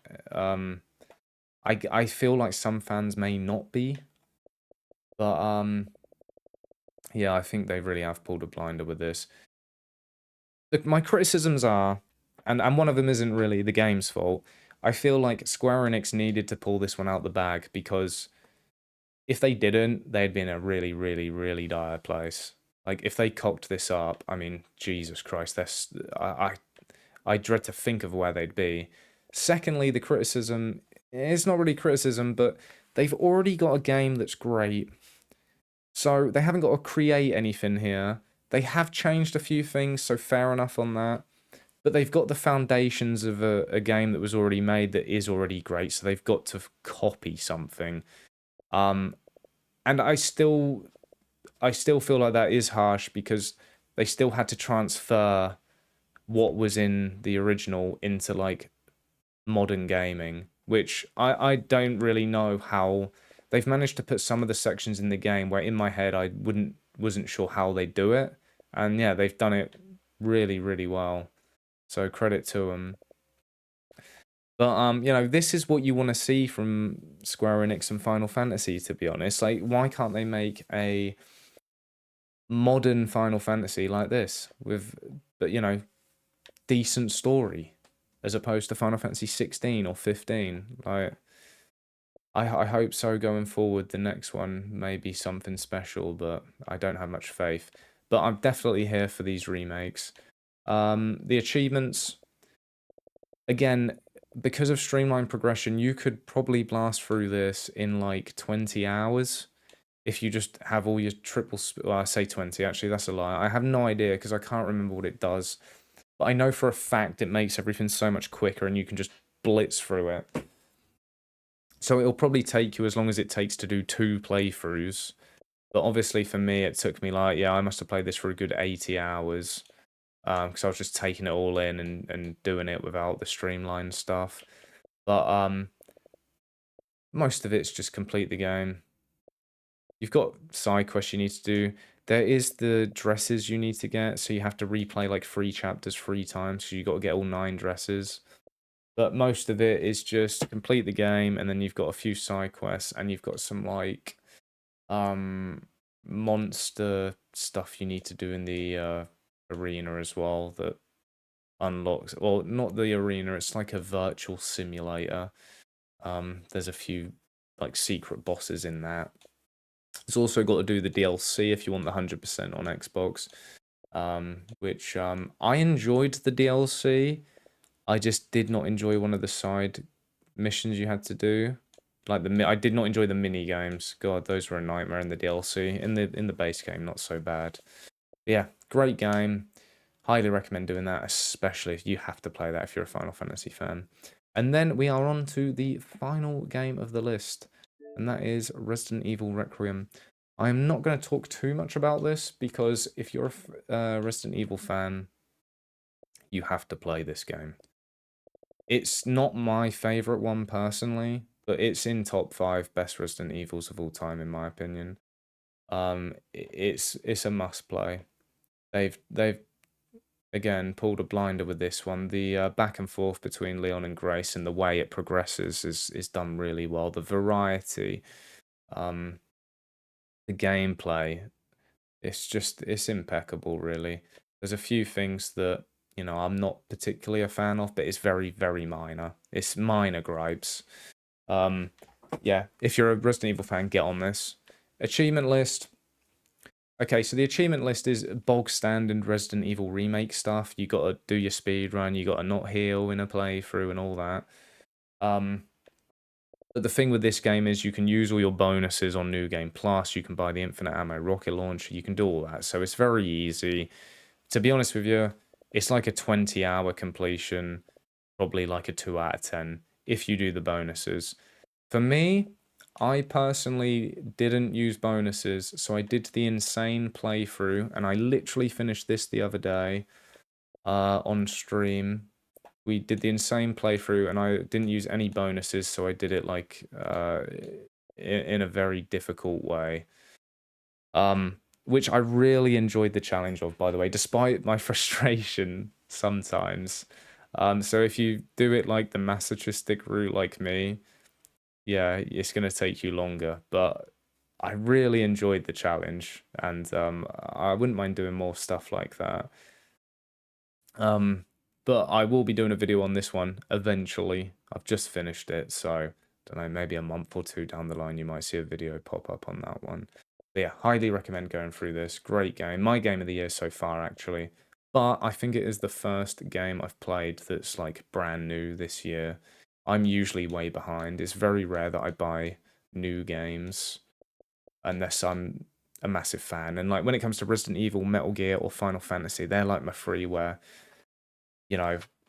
I'll tend to buy day of release provided they're good. But then I guess you don't know until you buy them. But I had so much good stuff about Resident Evil. I didn't want to be spoiled by waiting too long. And I'm glad I didn't, because I had so much fun. And playing Insane, just, with no bonuses, was really enjoyable. And a big challenge as well. So, but yeah, that is it now. That's every achievement on my gamer card after 10 years of achievement hunting to this day. So yeah, I hope you've enjoyed going through the list. And sorry if I've blabbed too much on random stuff or just my mind's gone blank, but that does happen. 3 hours of chatting. I can't believe it's been 3 hours. Any suggestions of games that you'd like to see or videos on, feel free to share them and let me know like what's going on with your profiles. Are you working on the backlog? Are you building up from 50% to 90%? Are you building up from 20% to 50%? Let me know what you're doing with your game and what you find rewarding, or your proudest achievements, your least proudest achievements. Yeah, just give me a comment, let me know. And I hope you have enjoyed, and I'll catch you soon in the next video. Take care, everybody. Bye-bye.